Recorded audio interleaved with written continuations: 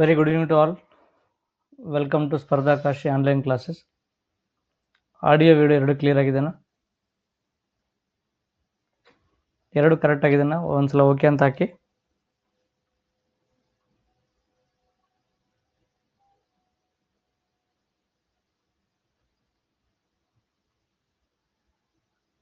Right, all clear ಆಗಿದೆ. So last ಕ್ಲಾಸಲ್ಲಿ ನಾವು ಈ ಬಯೋಲಜಿಯ one of the important topic that is blood ಅನ್ನೋ ಟಾಪಿಕನ್ನು ಮುಗಿಸ್ಕೊಂಡು ಬಂದೀವಿ. ನಿನ್ನೆ ತರಗತಿಯಲ್ಲಿ ನಾವು ರಕ್ತ ಅಂದರೇನು, ಅದರ ಬಗ್ಗೆ ಸ್ಟಡಿ ಮಾಡೋದೇನು, ರಕ್ತದಲ್ಲಿರುವಂಥ ಕಣಗಳ ಬಗ್ಗೆ ಮಾಹಿತಿ, ಜೊತೆಗೆ ರಕ್ತಕ್ಕೆ ಸಂಬಂಧಪಟ್ಟ ಒಂದು ಟೇಬಲ್ ನೋಡ್ಕೊಂಡು ಬಂದೀವಿ. ಇನ್ನು ರಕ್ತಕ್ಕೆ ಸಂಬಂಧಪಟ್ಟ ಅನೇಕ ರೋಗಗಳ ಬಗ್ಗೆ ಸಹಿತ ನಾವು ತಿಳ್ಕೊಂಬಂದೀವಿ. ಅಲ್ಲಿ ಅನುವಂಶೀಯ ರೋಗಗಳು ಯಾವ ಅಂತ ಕೇಳ್ತಾನೆ, ಅದೇ ಗೊತ್ತಿರಬೇಕು ನಿಮಗೆ. ಸಿಕಲ್ ಸೆಲ್ ಅನಿಮಿಯಾ, ಥಾಲ್ಸೇಮಿಯಾ, ಹಿಮೋಫೀಲಿಯಾ ಇವೆಲ್ಲ ಸಹಿತ ಅನುವಂಶೀಯ ಕಾಯಿಲೆಗಳು. ಪೂರ್ವಜರಿಂದ ನಮಗೆ ಬರಲು ಸಾಧ್ಯ ಇರುವಂಥ ರೋಗಗಳನ್ನು ನಾವು ಅನುವಂಶೀಯ ಕಾಯಿಲೆಗಳು ಅಂತ ಕರಿತೀವಿ. ನೋಡಿ, ಅನುವಂಶೀಯ ಕಾಯಿಲೆಗಳ ಬಗ್ಗೆ ಒಂದು ಡೌಟ್ ನಮಗೆ ಶುರುವಾಗ್ತದೆ ಸಾಮಾನ್ಯವಾಗಿ. ಸರ್, ಇದು ಏನು ನಾವು ಅನುವಂಶೀಯ ಕಾಯಿಲೆಗಳಂತ ಕರಿತೀವಲ್ಲ, ಅವು 100% ಒಬ್ಬರಿಂದ ಮತ್ತೊಬ್ಬ ವ್ಯಕ್ತಿಗೆ ಬರ್ತವೇನು ಅಂತಂದ್ರೆ ಕಂಪಲ್ಸರಿ ಬರ್ತವಂತ ಹೇಳಕ್ಕಾಗಲ್ಲ. ಬರಲು ಸಾಧ್ಯವಿರುವಂಥ ಸಮಸ್ಯೆಗಳ ಆಗಿರ್ತವೆ ಅವು. 100% ಒಬ್ಬರಿಂದ ಮತ್ತೊಬ್ಬರಿಗೆ ಬರ್ತಂತ ಹೇಳಕ್ಕಾಗಲ್ಲ, ಬಟ್ ಪಾಸಿಬಲ್ ಇರುವಂಥ ರೋಗಗಳನ್ನು ನಾವು ಅನುವಂಶೀಯ ರೋಗಗಳು ಅಂತ ಕರಿತೀವಿ. ಎಸ್. ಇನ್ನು ಇವತ್ತಿನ ಚಾಪ್ಟರ್ ನಾವು ರಕ್ತದ ಕಂಟಿನ್ಯೂಟ್ ಪಾರ್ಟ್ ಆಗಿರುವಂಥ, ನಾನು ಇನ್ನೊಂದು ಚಾಪ್ಟರ್ ರೂಪದಲ್ಲಿ ನಾನು ಡಿವೈಡ್ ಮಾಡ್ಕೊಂಡಿನಿ. ಇದನ್ನು ನಾವು ರಕ್ತದ ಗುಂಪುಗಳು ಅಂತ ಕರಿತೀವಿ. ನಿನ್ನೆ ಯಾರೊಬ್ಬರು ಸರ್ ಬೇರೆ ಜೀವಿಗಳ ರಕ್ತದ ಬಗ್ಗೆ ಇನ್ಫಾರ್ಮೇಶನ್ ಕೊಡ್ರಿ ಅಂತಂದ್ರು. ಇಲ್ರಿ, ಬೇರೆ ಜೀವಿಗಳ ಮೇಲೆ ಯಾವುದೇ ರೀತಿ ಎಕ್ಸಾಮ್ನಲ್ಲಿ ಕ್ವಶನ್ ಬರಲ್ಲ. ಬಟ್ ಇಲ್ಲಿ ನಿಮಗೆ ಬೇರೆ ಬೇರೆ ಜೀವಿಗಳ ರಕ್ತದ ಬಣ್ಣದ ಮೇಲೆ ಕ್ವಶನ್ ಕೇಳ್ತಾನೆ. ನಮಗೆ ಮನುಷ್ಯಂದು ಯಾವ ರೀತಿ ಕೆಂಪು ಕಲರ್ ಆಗಿದೆ ಅಂತ ನೋಡಿದ್ವಲ್ಲ, ಹಂಗೆ ಬೇರೆ ಬೇರೆ ಜೀವಿಗಳದ್ದು ಬಣ್ಣ ಬೇರೆ ಬೇರೆ ಆಗಿದೆ. ಆ ಬಣ್ಣದ ಮೇಲೆ ಮಾತ್ರ ನಮಗೆ ಕ್ವಶನ್ ಕೇಳ್ತಾನೆ. ಅದು ಬಿಟ್ಟು ಬೇರೆ ಯಾವುದೇ ರೀತಿಯಾಗಿರುವಂಥ ಕ್ವಶನ್ ನಮಗೆ ರೈಸ್ ಆಗಲ್ಲ. ಬಟ್ ಆದರೆ ಈ ಮನುಷ್ಯನ ದೇಹದಲ್ಲಿರುವಂಥ ರಕ್ತದ ಗುಂಪುಗಳು ಹೆಂಗದವೆ, ನಾವು ಸಾಮಾನ್ಯವಾಗಿ ಯಾರಿಗಾದ್ರೊಬ್ಬರು ಬ್ಲಡ್ ಏನಾದರೂ ಡೊನೇಟ್ ಮಾಡಬೇಕಾದ್ರೆ ಫಸ್ಟ್ ನೋಡೋದೇನು ನಾವು ಬ್ಲಡ್ ಗ್ರೂಪ್ಸ್ ಅಂತ ನೋಡ್ತೀವಿ. ಈ ಬ್ಲಡ್ ಗ್ರೂಪ್ಸ್ ಅನ್ನು ಮೊಟ್ಟ ಮೊದಲು ಕಂಡುಹಿಡಿದಂಥ ವಿಜ್ಞಾನಿ ಯಾರು ಅಂತಂದ್ರೆ ಕಾರ್ಲ್ ಲ್ಯಾಂಡ್ ಸ್ಟೀನರ್ ಅಂತ ನೋಡ್ತೀವಿ. So discovered by Karl Landsteiner. So Karl Landsteiner scientist ಮೊಟ್ಟ ಮೊದಲಿಗೆ ನಮಗೆ ಇವ್ರೇನು ಮಾಡ್ತಾರೆ, ಈ 1900 ಅಥವಾ 1901 ಇವರು ರಕ್ತದ ಗುಂಪುಗಳನ್ನು ನಮಗೆ ಪರಿಚಯ ಮಾಡಿಸ್ಕೊಳ್ತಾರೆ. ಇವರು ಆಸ್ಟ್ರಿಯಾ ದೇಶದ ಒಬ್ಬ ಫಿಸಿಷಿಯನ್, ಅಂದ್ರೆ ಒಬ್ಬ ಡಾಕ್ಟರ್ ಮತ್ತೊಬ್ಬ ಬಯೋಲಜಿಸ್ಟ್. ಇವರು ಆಸ್ಟ್ರೇಲಿಯಾ ಅಲ್ಲ, ಆಸ್ಟ್ರಿಯಾ ದೇಶ ಇದಂತಿದೆ ಗೊತ್ತು ನಿಮಗೆ. ಆಸ್ಟ್ರಿಯಾ ದೇಶದ ರಾಜಧಾನಿ ವಿಯೆನ್ನಾ ಅಂತ ನೋಡ್ತೀವಿ. ಸೊ ಇಲ್ಲಿ ಇವರು ಎ, ಬಿ, ಓ ಎಂಬ 3 ರಕ್ತದ ಗುಂಪುಗಳನ್ನು ನಮಗೆ ಪರಿಚಯ ಮಾಡಿ ಕೊಡ್ತಾರೆ. 4 ರಕ್ತದ ಗುಂಪುಗಳಲ್ಲ, ಇವರು ಕೇವಲ ಎ, ಬಿ ಮತ್ತು ಓ ಈ 3 ರಕ್ತದ ಗುಂಪುಗಳನ್ನು ನಮ್ಗೆ ಅವರು ಪರಿಚಯ ಮಾಡಿಕೊಡ್ತಾರೆ. ಈ ಸಾಧನೆಗೆ ಇವರಿಗೆ 1930 ನಾವು ನೋಬೆಲ್ ಅವಾರ್ಡ್ ಸಹಿತ ಕೊಟ್ಟು ಸತ್ಕಾರವನ್ನು ಮಾಡಿರ್ತೀವಿ. ಸೊ 1900 ರಕ್ತದ ಗುಂಪುಗಳನ್ನು ಪರಿಚಯ ಮಾಡಿದ್ರೆ 1930 ಸುಮಾರು 30 ವರ್ಷಗಳ ನಂತರ ಇವರೇ ಆ ವ್ಯಕ್ತಿ ಕಾರ್ಲ್ ಲ್ಯಾಂಡ್ ಸ್ಟೀನರ್ ಅಂತ ಹೇಳಿ. So after 30 years he also got Nobel Award in Medicine. ಆದರೆ ಇನ್ನೊಂದು ಬ್ಲಡ್ ಗ್ರೂಪ್ ಐತೆ. ನಾವು ಟೋಟಲ್ 4 ಬ್ಲಡ್ ಗ್ರೂಪ್ ನೋಡ್ತೀವಿ ತಾನೆ, ಯಾವ್ದಾವುದು ಎ ಅಂತೇಳಿ, ಬಿ ಅಂತೇಳಿ, ಎ ಬಿ ಅಂತೇಳಿ ಮತ್ತು ಓ ಅಂತೇಳಿ 4 ನೋಡ್ತೀವಲ್ಲ. ಇಲ್ಲಿ ಎ, ಬಿ, ಓ 3 ಮಾತ್ರ ಕಾರ್ಲ್ ಲ್ಯಾಂಡ್ ಸ್ಟೀನರ್. ಇನ್ನುಳಿದ ಒಂದು ಎ ಬಿ ಬ್ಲಡ್ ಗ್ರೂಪ್ ಐತಲ್ಲ, ಈ ಎ ಬಿ ಬ್ಲಡ್ ಗ್ರೂಪ್ ಅನ್ನು ವಾನ್ ಡೆಕಸ್ಟೆಲ್ಲೋ ಮತ್ತು ಸ್ಟರ್ಲಿ ಇಬ್ಬರು ವಿಜ್ಞಾನಿಗಳು ಬರ್ತಾರೆ ನೋಡ್ರಿ. ವಾನ್ ಡೆಕಸ್ಟೆಲ್ಲೋ ಮತ್ತು ಸ್ಟರ್ಲಿ ಅನ್ನೋ ಇಬ್ಬರು ವಿಜ್ಞಾನಿಗಳು 1902 ಇಂಟ್ರೊಡ್ಯೂಸ್ ಮಾಡಿಕೊಡ್ತಾರೆ. ಒಟ್ಟಾರೆ ಈ 3 ವಿಜ್ಞಾನಿಗಳಿಗೆ ಸೇರಿನೇ ನೋಬೆಲ್ ಅವಾರ್ಡ್ ಕೊಡೋದನ್ನು ನಾವಲ್ಲಿ ಅಬ್ಸರ್ವ್ ಮಾಡ್ತೀವಿ. ಬಟ್ ಆದರೆ ಪುಸ್ತಕಗಳಲ್ಲಿ ನಾವು ಈ ವಾನ್ ಡೆಕಸ್ಟೆಲ್ಲೋ ಮತ್ತು ಸ್ಟರ್ಲಿಗಳ ಬಗ್ಗೆ ಜಾಸ್ತಿ ಮಾಹಿತಿ ಕೊಟ್ಟಿರಲ್ಲ. ಯಾಕಂದ್ರೆ ಮೊಟ್ಟ ಮೊದಲು ಪರಿಚಯ ಮಾಡಿರುವಂಥ ವಿಜ್ಞಾನಿ ಕಾರ್ಲ್ ಲ್ಯಾಂಡ್ ಸ್ಟೀನರ್ ಆಗಿರೋದ್ರಿಂದ ಅವ್ರ ಬಗ್ಗೆನೇ ಎಕ್ಸಾಮ್ದಲ್ಲಿ ನಾವು ವರ್ಡ್ಸ್ ಕೊಟ್ಟಿರೋದು ನೋಡ್ತೀವಿ. ಬಟ್ ಇಲ್ಲಿ ವಾನ್ ಡೆಕಸ್ಟೆಲ್ಲೋ ಮತ್ತು ಸ್ಟರ್ಲಿಯನ್ನು ನಾವು ಮರಿಬಾರ್ದು, ಯಾಕಂದ್ರೆ ಎ ಬಿ ಬ್ಲಡ್ ಗ್ರೂಪ್ ಅನ್ನು ಇವರು ನಮಗೆ ಪತ್ತೆ ಹಚ್ಚಿಕೊಡ್ತಾರೆ. ಇದು ಬೇಸಿಕ್ ಆಗಿರುವಂಥ ಹಿನ್ನೆಲೆ. ಸರ್, ಇವರು ಬ್ಲಡ್ ಗ್ರೂಪ್ ಅನ್ನು ಹೆಂಗೆ ಚೆಕ್ ಮಾಡಿದ್ರು, ಇವ್ರಿಗೆ ಏನು ಒಂದು ಮೋಟಿವ್ ಆಗಿತ್ತು ಅಂತಾರೆ? ಏನಿಲ್ಲ ನೋಡಿ, ಜನಸಂಖ್ಯೆ ಜಾಸ್ತಿ ಆಗ್ತಾ ಇದೆ, ಒಬ್ಬರಿಂದ ಮತ್ತೊಬ್ಬರಿಗೆ ಬ್ಲಡ್ ಹೆಂಗೆ ಟ್ರಾನ್ಸ್ಫ್ಯೂಸ್ ಮಾಡಬೇಕು, ಬ್ಲಡ್ ಗ್ರೂಪ್ಸ್ ಗೊತ್ತಿರೋವರೆಗೆ ಮನುಷ್ಯನ ಎಲ್ಲ ರಕ್ತ ಸೇಮೆ ಆಗಿದ್ದರೂ ಸಹಿತ ರಕ್ತದಲ್ಲಿರುವಂಥ ಕೆಲವೊಂದು ಫ್ಯಾಕ್ಟರ್ಸ್ ಭಿನ್ನವಾಗಿರ್ತವೆ. ಸರ್, ಅವ್ರದ್ದು ರಕ್ತ ಕೆಂಪು ರಕ್ತ ಐತಿ, ನಮ್ಮದು ಕೆಂಪು ಐತಿ, ಅವ್ರ ಬ್ಲಡ್ಡಲ್ಲಿ ಹಿಮೋಗ್ಲೋಬಿನ್, ನಮ್ಮ ಬ್ಲಡ್ಡಲ್ಲಿ ಹಿಮೋಗ್ಲೋಬಿನ್, ಅವ್ರ ಬ್ಲಡ್ಡಲ್ಲಿ ಐರನ್, ನಮ್ಮ ಬ್ಲಡ್ಡಲ್ಲಿ ಐರನ್ ಕೊಡ್ಬೋದಾಗಿತ್ತಲ್ರಿ ಒಬ್ಬರಿಂದ ಮತ್ತೊಬ್ಬರಿಗೆ ಅಂದ್ರೆ ಇಲ್ರಿ, ಆ ರೀತಿ ಬರಲ್ಲ. ಯಾಕಂದ್ರೆ ರಕ್ತದಲ್ಲಿ ಕೆಲವೊಂದು ವಿಶೇಷವಾಗಿರುವಂಥ ಅಂಶಗಳು ಇರ್ತವೆ, ಅವು ಮ್ಯಾಚ್ ಆಗ್ಬೇಕು. ಅವಾಗ ಮಾತ್ರ ನಾವು ಒಬ್ಬರಿಂದ ಮತ್ತೊಬ್ಬರಿಗೆ ರಕ್ತವನ್ನು ಕೊಡಕ್ಕೆ ಸಾಧ್ಯ ಆಗ್ತೈತಿ. ಹಾಗಾಗಿ ಇವ್ರು ಏನು ಮಾಡ್ತಾರೆ ಅಂತಾರ, ಫಸ್ಟು ರಕ್ತದ ಪ್ಲಾಸ್ಮಾ ಎಂಬ ಭಾಗದ ಮೇಲೆ ಸ್ಟಡಿ ಮಾಡ್ತಾರೆ. ನಾವು ನಿನ್ನೆ ನೋಡಿದೀವಲ್ಲ, ರಕ್ತದ ಪ್ಲಾಸ್ಮಾ ಅಂದರೆ ಬ್ಲಡ್ ಮೈನಸ್ ಬ್ಲಡ್ ಸೆಲ್ಸ್.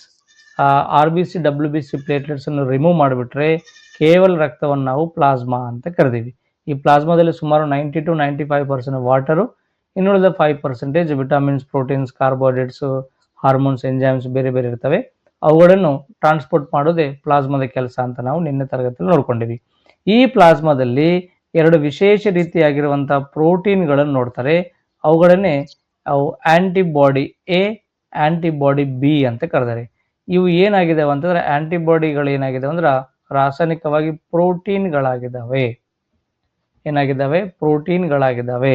ಅಲ್ಲಿ ಎರಡು ಪ್ರೋಟೀನ್ ನೋಡ್ತಾರೆ ಬ್ಲಡ್ ಅಲ್ಲಿ ಅವರು ಪ್ಲಾಸ್ಮಾದಲ್ಲಿ, ಆಂಟಿಬಾಡಿ ಎ, ಇನ್ನೊಂದು ಆಂಟಿಬಾಡಿ ಬಿ ಅಂತ ನೋಡ್ತಾರೆ. ಕ್ವಶನ್ ಏನ್ ರೈಸ್ ಆಗ್ತದೆ ಅಂತಂದ್ರೆ, ಆಂಟಿಬಾಡಿಗಳು ರಕ್ತದ ಯಾವ ಭಾಗದಲ್ಲಿ ಕಂಡು ಬರ್ತವೆ ಅಂತ ಕೇಳ್ತಾನೆ. ಅದೇ ಬ್ಲಡ್ ನ ಪ್ಲಾಸ್ಮಾದಲ್ಲಿ ಕಂಡು ಬರ್ತವೆ. ಬಟ್ ಆದರೆ ಇವರಿಗೆ ಈ ಆಂಟಿಬಾಡಿಗಳಿಂದ ಬ್ಲಡ್ ಗ್ರೂಪ್ಸ್ ಅನ್ನು ಪತ್ತೆ ಹಚ್ಚಬೇಕಾದ್ರೆ ಯಾವುದೇ ರೀತಿಯಾಗಿರುವಂಥ ಸಂಪೂರ್ಣ ಮಾಹಿತಿ ಅವರಿಗೆ ಸಿಗಲಿಲ್ಲ.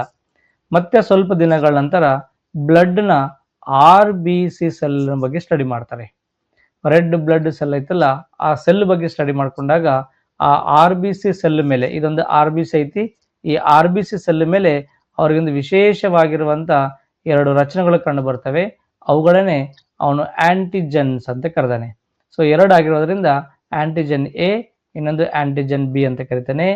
ಇವನು ಸಹಿತ ರಾಸಾಯನಿಕವಾಗಿ ಪ್ರೋಟೀನ್ಗಳಾಗಿವೆ. ಯಾಕೆ ಸರ್ ಇದು ಸಪ್ರೇಟ್ ಬರೆಕತ್ತಲ್ಲ ನೀವು ಅಂತಂದ್ರೆ, ಹೌದ್ರಿ, ಮೊನ್ನೆ ಒಂದು ಎಕ್ಸಾಮ್ದಲ್ಲಿ ಕ್ವಶನ್ ಕೇಳ್ತಾನೆ, ರಕ್ತದಲ್ಲಿ ಕಂಡು ಬರುವಂತ ಆಂಟಿಬಾಡಿ ಮತ್ತು ಆಂಟಿಜನ್ಗಳು ರಾಸಾಯನಿಕವಾಗಿ ಏನಾಗಿದ್ದಾವೆ ಅಂತ ಕೇಳನೆ. ಅಲ್ಲಿ ಆಪ್ಷನು ಲಿಪಿಡ್ಗಳಾಗಿದ್ದಾವೆ, ಪ್ರೋಟೀನ್ಗಳಾಗಿದ್ದಾವೆ, ಕಾರ್ಬೋಹೈಡ್ರೇಟ್ಗಳಾಗಿದ್ದಾವೆ. ಈ ರೀತಿ ಕ್ವಶನ್ ನಮಗೆ ರೈಸ್ ಮಾಡಿದ್ದ. ಸೊ ಬ್ಲಡ್ ಅಲ್ಲಿ, ಪ್ಲಾಸ್ಮಾದಲ್ಲಿರುವಂಥ ಆಂಟಿಬಾಡಿಗಳು, RBCಯಲ್ಲಿರುವಂಥ ಆಂಟಿಜನ್ಗಳು, ಇವೆರಡು ಸಹಿತ chemically made up of proteins. ಇವರಿಗೆ ಈ ಬ್ಲಡ್ ಅಲ್ಲಿರುವಂಥ RBC ಕಣದ ಮೇಲಿರುವಂಥ ಆಂಟಿಜನ್ನ ಆಧಾರದ ಮೇಲೆ ಈಸಿಯಾಗಿ ಅವ್ರಿಗೆ ಏನು ಸಿಗ್ತದ್ರ, ಬ್ಲಡ್ ಗ್ರೂಪ್ಸ್ ಅನ್ನು ಪತ್ತೆ ಹಚ್ಚಕ್ಕೆ ಅವ್ರಿಗೆ ದಾರಿ ಸಿಕ್ಕಂಗಾಯ್ತು. ಅದೇ ಯಾವ ರೀತಿ ಪತ್ತೆ ಹಚ್ತಾರೆ ಸರ್ ಅನ್ನೋದನ್ನು ನಾನು ಈ ರೀತಿ ನಿಮಗೆ ತಿಳಿಸ್ಕೊಡ್ತೀನಿ. ಈ ಕಡೆ ನೋಡಬೇಕು. ಒಬ್ಬ ವ್ಯಕ್ತಿಯ ಬ್ಲಡ್ ಗ್ರೂಪ್ ಇದು. ಒಬ್ಬ ವ್ಯಕ್ತಿಯ ಬ್ಲಡ್ ಗ್ರೂಪು ಇದು RBC ಒಂದು ಕಣ, ಇದರ ಮೇಲಿರುವಂಥ ಆಂಟಿಜನ್ ಇದು ಏನಿದು ಆಂಟಿಜನ್. ಸೊ ಇವರು ಎಷ್ಟು ರೀತಿಯಾಗಿರುವಂಥ ಆಂಟಿಜನ್ಸ್ ನೋಡ್ರಿ, ಎರಡು ರೀತಿಯಾಗಿರುವಂಥ ಆಂಟಿಜನ್ಸ್, ಒಂದು ಆಂಟಿಜನ್ ಎ, ಇನ್ನೊಂದು ಆಂಟಿಜನ್ ಬಿ. ಅವಾಗ ಅವರು ಈಸಿಯಾಗಿ ಬ್ಲಡ್ ಗ್ರೂಪ್ಸ್ ಅನ್ನು ಪತ್ತೆ ಹಚ್ಕೊಡ್ತಾರೆ. ಬಹಳ ಸಿಂಪಲ್ ಆಗಿ ಲ್ಯಾಬ್ ಟೆಕ್ನಿಷಿಯನ್ಸ್ ಬ್ಲಡ್ ಗ್ರೂಪ್ಸ್ ಅನ್ನು ಡಿಸೈಡ್ ಮಾಡ್ತಾರೆ. ನೋಡ್ರಿ, ಒಬ್ಬ ವ್ಯಕ್ತಿಯ ಬ್ಲಡ್ ಗ್ರೂಪು ಎ ಅಂತಂದ್ರೆ ಆ ವ್ಯಕ್ತಿಯ ರಕ್ತದಲ್ಲಿರುವಂಥ RBC ಒಂದು ಸೆಲ್ ಮೇಲೆ, RBC ಸೆಲ್ ಮೇಲೆ ಎ ಎಂಬ ಆಂಟಿಜನ್ ಇರ್ತದೆ ಅಂತ ಅರ್ಥ. ಅಂದರೆ ನಮ್ಮ ಬ್ಲಡ್ ಅಲ್ಲಿ ಯಾವ ಆಂಟಿಜನ್ ಇರ್ತದೋ ಅದೇ ನಮ್ಮ ಬ್ಲಡ್ ಗ್ರೂಪ್. ಒಬ್ಬ ವ್ಯಕ್ತಿಯ ರಕ್ತದ RBC ಕಣದ ಮೇಲೆ ಇರುವಂಥ ಆಂಟಿಜನ್ನೇ ಅವನ ಒಂದು ರಕ್ತದ ಗುಂಪು. ಇರುವಂಥ ಒಂದು ಆಂಟಿಜನ್ನೇ ಅವನ ರಕ್ತದ ಗುಂಪು. ಅಂದ್ರೆ ಬ್ಲಡ್ ಗ್ರೂಪ್ಸ್ ಅನ್ನು ಡಿಸೈಡ್ ಮಾಡೋದು ಆಂಟಿಬಾಡಿ ಅಲ್ಲ, ಆಂಟಿಜನ್. ಒಬ್ಬ ವ್ಯಕ್ತಿಯ ರಕ್ತದ ಗುಂಪು ಎ ಅಂತಂದ್ರೆ RBCಯಲ್ಲಿ ಯಾವ ಆಂಟಿಜನ್ ಇರ್ತದೆ? ಎ ಎಂಬ ಆಂಟಿಜನ್ ಇರ್ತದೆ. ಒಬ್ಬ ವ್ಯಕ್ತಿಯ ರಕ್ತದ ಗುಂಪು ಬಿ ಅಂತ ಅನ್ಕೊಂಡಾಗ ಅವನ ದೇಹದ ರಕ್ತದಲ್ಲಿರುವಂಥ RBC ಸೆಲ್ ಮೇಲೆ ಬಿ ಎಂಬ ಆಂಟಿಜನ್ ಇರ್ತದೆ. ಎ ಇದ್ದಾಗ ಎ ಬ್ಲಡ್ ಗ್ರೂಪು, ಬಿ ಇದ್ದಾಗ ಬಿ ಬ್ಲಡ್ ಗ್ರೂಪು. ಆದರೆ ಕೆಲವೊಬ್ಬ ವ್ಯಕ್ತಿಯ ದೇಹದ ರಕ್ತದ RBC ಕಣದ ಮೇಲೆ ಈ ರೀತಿ ಎ ಎಂಬ ಆಂಟಿಜನ್ ಇರ್ತದೆ, ಈ ರೀತಿ ಬಿ ಎಂಬ ಆಂಟಿಜನ್ ಎರಡೂ ಕೂಡಿರ್ತವೆ. ಅಂತ ಒಂದು ರಕ್ತದ ಗುಂಪನ್ನೇ AB ಬ್ಲಡ್ ಗ್ರೂಪ್ ಅಂತ ಕರಿತೀವಿ. ಅವ್ರ ಕಡೆ ಎ ಎಂಬ ಆಂಟಿಜನ್ ಪ್ಲಸ್ ಬಿ ಎಂಬ ಆಂಟಿಜನ್ ಎರಡೂ ಕೂಡಿರ್ತವೆ. ಇದನ್ನೇ ವಾನ್ ಡೆಕಾಸ್ಟೆಲ್ಲೋ ಮತ್ತು ಸ್ಟರ್ಲ್ ಅನ್ನೋ ವಿಜ್ಞಾನಿಗಳು ಲಾಂಡ್ ಸ್ಟೀನ್ ನಂತರ ಬೆಳಕಿಗೆ ತರ್ತಾರೆ. ಅದೇ AB ಬ್ಲಡ್ ಗ್ರೂಪ್ ಅಂತ ಕರಿತೀವಿ. AB ಬ್ಲಡ್ ಗ್ರೂಪ್ ಮೀನಿಂಗ್ ಏನು ಅಂತಂದ್ರೆ, ಆ ವ್ಯಕ್ತಿಯ ರಕ್ತದಲ್ಲಿ ಎ ಎಂಬ ಆಂಟಿಜನ್ ಮತ್ತು ಬಿ ಎಂಬ ಆಂಟಿಜನ್ ಎರಡೂ ಆಂಟಿಜನ್ ಕಂಡು ಬರ್ತವೆ. ಅದಕ್ಕೆ AB ಬ್ಲಡ್ ಗ್ರೂಪ್ ಅಂತ ಕರಿತೀವಿ. ಇದನ್ನು ಸ್ಟಾರ್ಟಿಂಗ್ ಡೇಸ್ ಅಲ್ಲಿ 0 ಬ್ಲಡ್ ಗ್ರೂಪ್ ಅಂತ ಕರೆದಿದ್ರು. ಆಮೇಲೆ ಇದು ಬರ್ತಾ ಬರ್ತಾ ಇವೆಲ್ಲ A B C D ಇವೆಲ್ಲ ಅಲ್ಫಾಬೆಟ್ಸ್ ಆಗಿರೋದ್ರಿಂದ ಇದನ್ನು ನಾವು ಆಲ್ಫಾಬೆಟ್ ಅಂತ ಕೊಂಡಂತೇಳಿ ಓ ಅಂತ ಕರೀತಾರೆ. ಓ ನಥಿಂಗ್ ಬಟ್ ಝೀರೋ. ಓ ಅಂದ್ರೆ ಝೀರೋ. ಝೀರೋ ಅಂದ್ರೆ ಏನೂ ಇರಲ್ಲ, ಯಾವುದೇ ರೀತಿಯಾಗಿರುವಂತ ಆಂಟಿಜೆನ್ಸ್ ಇರಲ್ಲ, ಬರೇ RBC ಅಷ್ಟೇ ಇರ್ತತಿ. ಇದ್ರ ಮೇಲೆ ಎ ಎಂಬ ಮತ್ತು ಬಿ ಎಂಬ ಯಾವುದೇ ರೀತಿಯಾಗಿರುವಂತ ಆಂಟಿಜೆನ್ಸ್ಗಳು ಕಂಡು ಬರಲ್ಲ. ಅವಾಗ ಇದನ್ನು ಝೀರೋ ಬ್ಲಡ್ ಗ್ರೂಪ್ ಅಂತ ಕರೆದಿರೋ ಪ್ರಾರಂಭದಲ್ಲಿ, ಬಟ್ ಈಗ ಅದನ್ನು ನಾವು ಸೈಂಟಿಫಿಕ್ ಆಗಿ ಓ ಬ್ಲಡ್ ಗ್ರೂಪ್ ಅಂತ ಕರೆದಿವಿ. ಓ, ಒಬ್ಬ ವ್ಯಕ್ತಿಯ ರಕ್ತದ ಗುಂಪು ಓ ಇತ್ತಂದ್ರೆ ಆ ವ್ಯಕ್ತಿಯ RBC ಕಣದ ಮೇಲೆ ಯಾವುದೇ ರೀತಿಯಾಗಿರುವಂತ ಆಂಟಿಜೆನ್ಸ್ ಇರಲ್ಲ. ಅಂದ್ರ ಎ ಎಂಬ ಆಂಟಿಜನ್ ಇರಲ್ಲ, ಬಿ ಎಂಬ ಆಂಟಿಜನ್ ಇರಲ್ಲ. ಯಾವುದೇ ಆಂಟಿಜನ್ಗಳು ಇಲ್ಲ ಅಂತಂದ್ರೆ ಆ ವ್ಯಕ್ತಿಯ ರಕ್ತದ ಗುಂಪು ಏನಾಗ್ತದೆ, ಓ ರಕ್ತದ ಗುಂಪು ಆಗ್ತದೆ ಅಂತ ಅರ್ಥ. ನೋಡಿ, ಬಹಳ ಸಿಂಪಲ್ ಆಗಿ ನಾವೇನ್ ಮಾಡ್ತೀವಿ, ರಕ್ತದ ಗುಂಪುಗಳನ್ನು ಪತ್ತೆ ಹಚ್ತೀವಿ ಅಂತ ಅರ್ಥ. ಯಾವ ಆಧಾರದ ಮೇಲೆ? ಆಂಟಿಜನ್ಗಳ ಮೇಲೆ. ಆಂಟಿಜನ್ಗಳು ಎಲ್ಲಿ ಪ್ರೆಸೆಂಟ್ ಇರ್ತವೆ? ರಕ್ತದ RBC ಕಣದ ಮೇಲೆ ಇರ್ತವೆ. RBC ಕಣದ ಮೇಲೆ ಇರುವಂತ ಆಂಟಿಜನ್ಗಳ ಆಧಾರದ ಮೇಲೆ ಬ್ಲಡ್ ಗ್ರೂಪ್ ಯಾವುದು ಅಂತೇಳಿ ನಾವು ಈಸಿಯಾಗಿ ಡಿಸೈಡ್ ಮಾಡಬಹುದು. ಐ ಹೋಪ್ ಕಾನ್ಸೆಪ್ಟ್ ನಿಮಗೆ ಕ್ಲಾರಿಟಿ ಬರ್ತಾ ಇದೆ ಅಂತ ಅನ್ಕೊಂಡಿನಿ. ನೋಡೋಣ. ಕರೆಕ್ಟ್. ಆಕ್ಟೋಪ್ಲಸ್ ಕಲರ್ ಗ್ರೀನ್ ಅಂತ ಇದೆ. ಇಲ್ರಿ, ಆಕ್ಟೋಪಸ್ ಕಲರ್ ಬ್ಲೂ ಆಗಿರ್ತದೆ. ನೋಡೋಣ, ಮುಂದೆ ತೋರಿಸ್ತೀನಿ ನಿಮಗೆ. ಏನು ಕೊಡ್ತೀರಿ ಇಲ್ಲಿ? ಬಿ ಸೆಲ್ ಮೇಲೆ ಬಿ ಆಂಟಿಜನ್ ಇರುತ್ತೆ. ಯಾವ ಬಿ ಸೆಲ್ಲು? ಲಲಿತಾ ಮೇಡಮ್, ಯಾವ್ದು ಬಿ ಸೆಲ್ಲು? ಬಿ ಅನ್ನೋ ಸೆಲ್ ಇಲ್ಲ. RBC cell, red blood cell. Blood cell ಮೇಲೆ ಹಂಗೆ ಥಿಂಕ್ ಮಾಡ್ಬೋದು. ಎ ಬಿನಲ್ಲಿ ಆ್ಯಂಡ್ ಬಿ ಆಂಟಿಜನ್. ಹೇಳ್ತೀನಿ ಲಲಿತಾ ಮೇಡಮ್, ಸ್ವಲ್ಪ ನೀವು ಮುಂದೆ ಹೋಗ್ಬೇಡ್ರಿ, ಅಷ್ಟು ಇದು ಮಾಡ್ಕೊಬೇಡ್ರಿ, ನಾನು ತಿಳಿಸ್ಕೊಡ್ತೀನಿ ಮೇಡಮ್ ನಿಮ್ಗೆ. ಓಕೆ ಕರೆಕ್ಟ್ ಇದೆ, ನೀವು ಹೇಳಿದ್ದು ತಿಳಿಸ್ಕೊಡ್ತೀನಿ ನಾನು. ಹೇಳ್ತೀನಿ. ನೀಲಾವತಿ ಮೇಡಮ್ ಅವರೇ, ಹೀಗೆ ಹೋಗ್ಬೇಡ್ರಿ, ಪಾಸಿಟಿವ್ ನೆಗೆಟಿವ್ ಇನ್ನೊಂದು ಅರ್ಧ ತಾಸು ತಡೀರಿ, ಹೇಳ್ಕೊಡ್ತೀನಿ ನಿಮ್ಗೆ. ಪಾಸಿಟಿವ್ ನೆಗೆಟಿವ್ ಬಗ್ಗೆ ಆಮೇಲೆ ತಿಳಿಸ್ಕೊಡ್ತೀನಿ, ಸ್ವಲ್ಪ ವೇಟ್ ಮಾಡಿ. ಇದು ಅರ್ಥ ಆಯ್ತಾ? ಬ್ಲಡ್ ಗ್ರೂಪ್ಸ್ ಅನ್ನು ಹೆಂಗ್ ಡಿಸೈಡ್ ಮಾಡ್ತಾರೆ ಅಂತ ಅರ್ಥ ಆಯ್ತಾ? ಎಸ್, ಬಹಳ ಸಿಂಪಲ್ ಆಗಿ RBC ಕಣದ ಮೇಲೆ ಇರುವಂತ ಆಂಟಿಜನ್ ಆಧಾರದ ಮೇಲೆ ಅವರ ಆಂಟಿಜನ್ ಯಾವುದೈತೋ ಅದೇ ಆ ವ್ಯಕ್ತಿಯ ರಕ್ತದ ಗುಂಪಾಗಿರ್ತತಿ.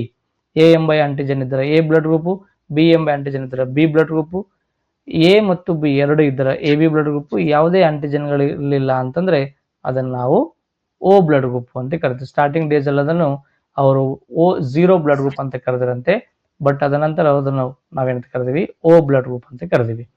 ಸರ್, ನಿಮ್ಗೆ ಡೌಟ್ ಬರ್ಬೋದು, ಸರ್ ಇದನ್ನು ಮೈಕ್ರೋಸ್ಕೋಪ್ಲಿಂದ ಚೆಕ್ ಮಾಡ್ತಾರೇನ್ರಿ?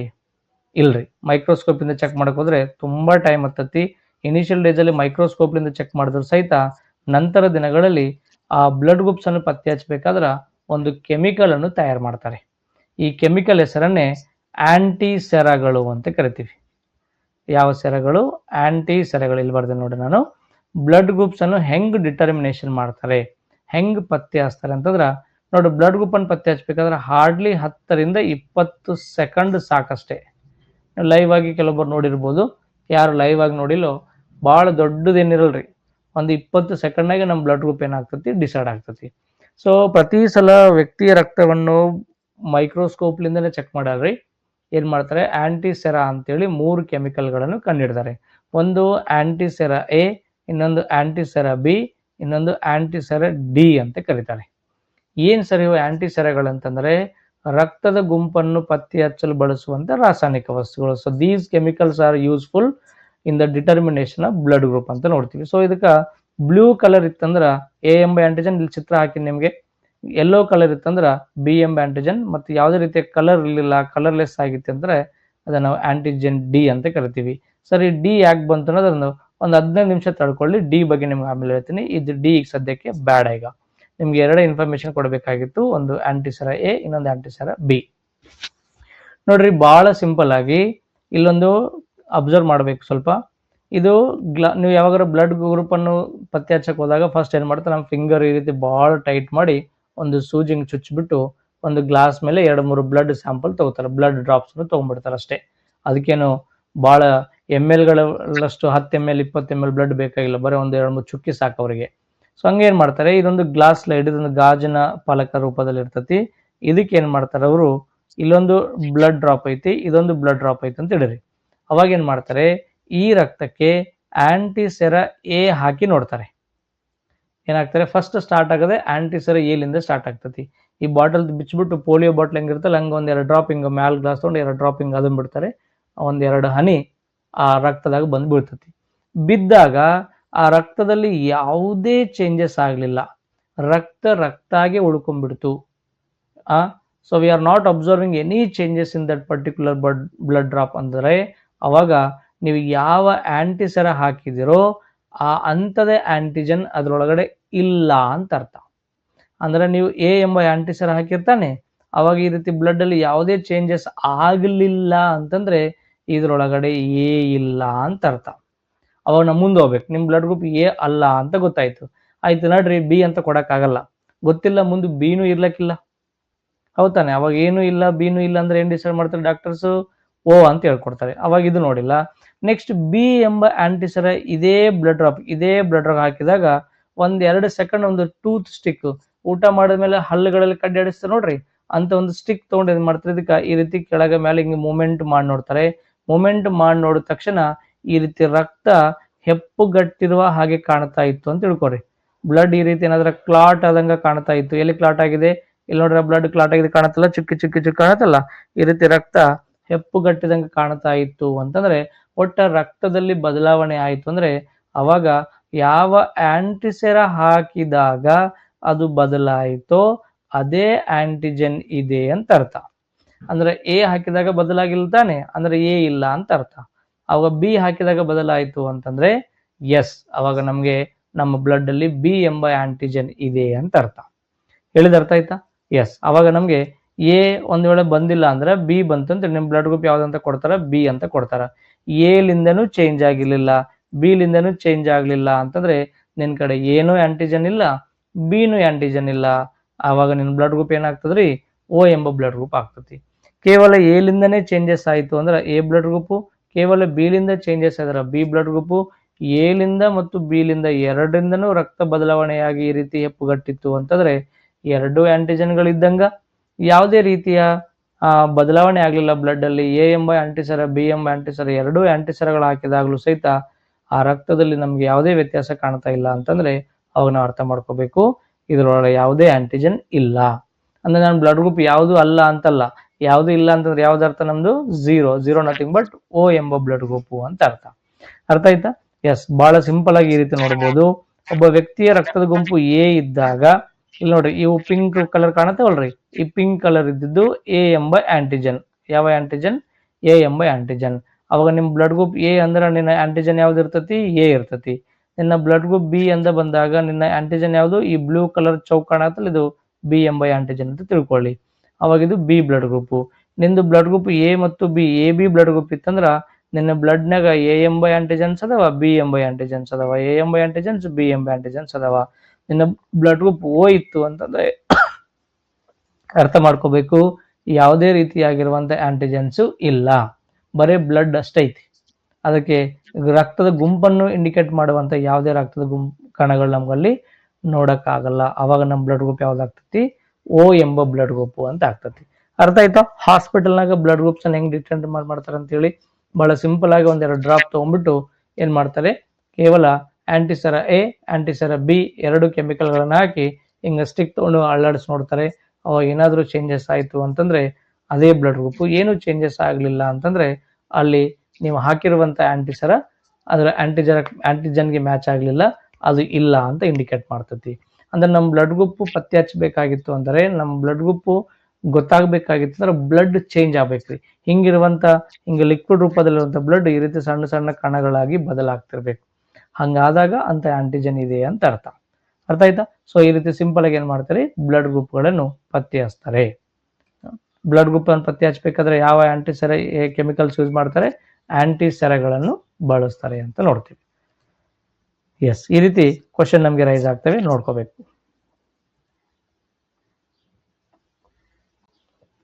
ಭವಾನಿ ಚಲಿಗೆರೆ ಮೇಡಮ್ ಹೇಳಿನಲ್ಲ, ಆಂಟಿಜನ್ ಅನ್ನೋದು ರಕ್ತದಲ್ಲಿರುವಂತ ಒಂದು ಪ್ರೋಟೀನ್. ಆಂಟಿಬಾಡಿಗಳು ಮತ್ತು ಆಂಟಿಜನ್ಗಳು ರಕ್ತದಲ್ಲಿರುವಂತ ಒಂದು ಪ್ರೋಟೀನ್. ಸೊ ಅದು ಏನ್ ಮಾಡ್ತಂದ್ರ ಯಾವ್ದಾದ್ರೂ ಒಂದು ಫಾರಿನ್ ಬಾಡಿಯನ್ನು ನಮ್ಮ ಬಾಡಿ ಬಂದಾಗ ಅದನ್ನು ಪತ್ತೆ ಹಚ್ಚುವಂತ ಕೆಲಸವನ್ನು ಮಾಡ್ತತಿ. ಕೆಲವೊಬ್ಬರು ನಿಮ್ಗೆ ಡಿಫ್ರೆನ್ಸ್ ಅರ್ಥ ಆಗ್ಲಿಕ್ಕಿಲ್ಲ, ಈ ಕಡೆ ನೋಡ್ಬೇಕು. ಆಂಟಿಜನ್ ಮತ್ತು ಆಂಟಿಬಾಡಿ ಏನಪ್ಪಾ ಅರ್ಥ ಅನ್ನೋದು ನೋಡೋಣ. ಈ ಕಡೆ ನೋಡ್ಬೇಕು. ಇದು ಆಂಟಿಜನ್, ಇದು ಆಂಟಿಬಾಡಿ. ಇವೆರಡು ರಾಸಾಯನಿಕವಾಗಿ ಏನಾಗಿದ್ದಾವೆ ಅಂದ್ರೆ ಪ್ರೋಟೀನ್ಗಳಾಗಿದ್ದಾವೆ ಅಂತ ನೋಡ್ತೀವಿ. ಆಂಟಿಜನ್ ಏನಪ್ಪ ಅಂತಂದ್ರೆ ಯಾವುದಾದ್ರೂ ಒಂದು ವೈರಸ್, ಬ್ಯಾಕ್ಟೀರಿಯಾ, ಫಂಗೈ ಹಿಂಗ ಬಾಡಿ ಒಳಗೆ ಎಂಟರ್ ಆದಾಗ ಅದನ್ನು ಪತ್ತೆ ಹಚ್ಚುವಂತ ಕೆಲಸ ಮಾಡ್ತತಿ. ವೈರಸ್ ಬಂತು ನೋಡ್ರಿ, ಬ್ಯಾಕ್ಟೀರಿಯಾ ಬಂತು ನೋಡ್ರಿ, ಫಂಗೈ ಬಂತು ನೋಡಿ ಅಂತೇಳಿ ಅದು ಬಂದದ್ದು ಯಾವುದು ಅಂತೇಳಿ ಪತ್ತೆ ಹಚ್ಚುವಂತ ಒಂದು ಪ್ರೋಟೀನ್ ಅಂಶ ಯಾವುದು ಬ್ಲಡ್ ಅಲ್ಲಿ ಇರೋದಂದ್ರ ಅದಕ್ಕೆ ನಾವು ಆಂಟಿಬಾಡಿ, ಯಾವುದು ಆಂಟಿಜನ್ಸ್ ಅಂತ ಕರಿತೀವಿ. ಅವಾಗ ಈ ಆಂಟಿಜನ್ ಆಂಟಿಬಾಡಿಗೆ ಸಿಗ್ನಲ್ ಕೊಡ್ತತಿ. ನೋಡು, ಒಬ್ಬ ಸೈನಿಕ ಬಂದನ ಒಳಗಡೆ, ಅದನ್ನ ಹೆಂಗ್ ಮಾಡ್ತಿ ಗೊತ್ತಿಲ್ಲ, ಯಾವ ಶಸ್ತ್ರಾಸ್ತ್ರಗಳನ್ನು ರೆಡಿ ಮಾಡ್ಕೊತಿ ಗೊತ್ತಿಲ್ಲ, ನಿನಗ್ ಬಿಟ್ಕೊಟ್ಟಿನಿ, ನಿನಗ್ ಪರಿಚಯ ಮಾಡಿಸಿ ನೋಡಿ ಅಂತ ಬಂದನೋ, ನೀನು ಅವನು ಕೊಲೆ ಮಾಡ್ಬೇಕು, ನೀನು ಅವನಿಗೆ ಸಾಯಿಸ್ಬೇಕಂತ ಬಂದಾಗ ಈ ಆಂಟಿಬಾಡಿಗೆ ಏನ್ ಮಾಡ್ತಂದ್ರ ಅದನ್ನ ಹೆಂಗ್ ಸಾಯಿಸಬೇಕಂತೇಳಿ ಪ್ಲಾನ್ ಮಾಡ್ತತಿ. ಅದನ್ನು ಸಾಯಿಸುವಂತ ಕೆಲಸ ಯಾರು ಮಾಡ್ತಾರೆ? ಆಂಟಿಬಾಡಿಗಳು ಮಾಡ್ತಾರೆ. ನೋಡಿ ಹೆಂಗಿದೆ ಬಯಾಲಜಿ. ಆಂಟಿಜನ್ಗಳಂತಂದ್ರೆ ಒಂಥರ ಆ ಫಾರಿನ್ ಮಟೀರಿಯಲ್ ಅಂದ್ರೆ ಬ್ಯಾಕ್ಟೀರಿಯಾ, ವೈರಸ್, ಫಂಗೈ ಇಂಥವೇನಾದ್ರೂ ನಮ್ಮ ಬಾಡಿ ಒಳಗೆ ಬಂದಾಗ ಅದನ್ನು ಪತ್ತೆ ಹಚ್ಚುವಂತ ಕೆಲಸ ಯಾರು ಮಾಡ್ತಾರೆ? ಆಂಟಿಜನ್ಗಳು ಮಾಡ್ತಾರೆ. ಅದ್ರ ವಿರುದ್ಧ ಹೋರಾಡಿ ಅದನ್ನು ಸಾಯಿಸುವಂತ ಕೆಲಸ ಯಾರು ಮಾಡ್ತಾರೆ? ಆಂಟಿಬಾಡಿಗಳು ಮಾಡ್ತಾರೆ. ಇಷ್ಟೇ ಡಿಫರೆನ್ಸ್ ಎರಡಕ್ಕೆ. ಸೊ ಇವೆರಡು ಸಹಿತ ಇಂಪಾರ್ಟೆಂಟ್ ನಮಗೆ. ಕೆಲವೊಬ್ಬರ ಕಡೆ ಆಂಟಿಜನ್ಸ್ ಇಲ್ಲದೆ ಇರುವಾಗ ಏನಾಗ್ತತಿ, ಬಂದಿರುವಂತ ವೈರಸ್, ಬ್ಯಾಕ್ಟೀರಿಯಾ ಯಾವ್ದಂತೂ ಗೊತ್ತಾಗಲ್ಲ. ಅವು ಯಾವ್ದು ಗೊತ್ತಿಲ್ಲದ ಹೆಂಗ್ ಫೈಟ್ ಮಾಡ್ತಾರೆ ನೀವು? ಫೈಟ್ ಮಾಡೋಕ್ಕಾಗಲ್ಲ. ಕೆಲವೊಂದ್ಸಲ ಆಂಟಿಜನ್ ಚೆನ್ನಾಗಿರ್ತವೆ, ರಕ್ತದಲ್ಲಿ ಆಂಟಿಬಾಡಿ ಇರಲಿಲ್ಲ, ಕರೆಕ್ಟ್ ಆಗಿರ್ಲಿಲ್ಲ ಅಂತಂದ್ರೆ ಅದು ಯಾವ್ದಂತ ಗೊತ್ತಿದ್ರೂ ಫೈಟ್ ಮಾಡೋಕ್ಕಾಗಲ್ಲ. ಸೊ ಹಿಂಗ ಎರಡು ನಮಗೆ ಇಂಪಾರ್ಟೆಂಟ್ ಆಗ್ತತಿ. ಸೊ ಆಂಟಿಜನ್ಗಳು ಮತ್ತು ಆಂಟಿಬಾಡಿಗಳು ಸಹಿತ ನಮ್ಗೆ ಎರಡು ಪ್ರಮುಖವಾಗಿರುವಂತ ಕೆಲಸಗಳನ್ನು ಮಾಡ್ತವೆ. ಅರ್ಥ ಆಗುತ್ತಲ್ಲ? ಇವಕ್ಕೆ ನಾವು ಪ್ರತಿಕಾಯ ಜನಕಗಳು ಅಂತ ಕರಿತೀವಿ. ಆಂಟಿಬಾಡಿಗೆ ನಾವು ಪ್ರತಿಕಾಯ, ಯಾವ ಕಾಯ? ಪ್ರತಿಕಾಯ. ಇದಕ್ಕೆ ನಾವು ಪ್ರತಿಕಾಯ ಜನಕ ಅಂದ್ರೆ ಆಂಟಿಬಾಡಿಗಳನ್ನು ಪ್ರೊಡ್ಯೂಸ್ ಮಾಡಿಕೊಡ್ತವೆ, ಜೊತೆಗೆ ಅವುಗಳಿಗೆ ಮಾಹಿತಿಯನ್ನು ಒದಗಿಸಿಕೊಡ್ತವೆ ಅಂತ ಒಂದು ಕೆಲಸ ಯಾರು ಮಾಡ್ತಾರೆ? ಆಂಟಿಜನ್ ಮತ್ತು ಆಂಟಿಬಾಡಿಗಳು ಅಂತ ನೋಡ್ತೀವಿ. ಹೌದು, ಆಂಟಿಜನ್ ಅಂದ್ರೆ ಪ್ರತಿಕಾಯ ಜನಕ, ಕರೆಕ್ಟ್.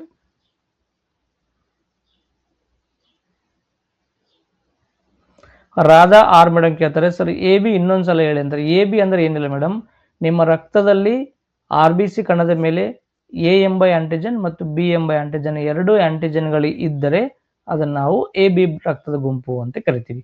ಕೇವಲ ಎ ಎಂಬ ಆಂಟಿಜನ್ ಇದ್ದರೆ ಎ ಬ್ಲಡ್ ಗ್ರೂಪು, ಕೇವಲ ಬಿ ಎಂಬ ಆಂಟಿಜನ್ ಇದ್ದರೆ ಬಿ ಬ್ಲಡ್ ಗ್ರೂಪು, ಎ ಮತ್ತು ಬಿ ಎರಡು ಇದ್ದಾಗ ಎ ಬಿ ಬ್ಲಡ್ ಗ್ರೂಪು, ಯಾವುದೂ ಇಲ್ಲದೆ ಇರುವಾಗ ಓ ಬ್ಲಡ್ ಗ್ರೂಪು ಅಂತ ಕರಿತೀವಿ.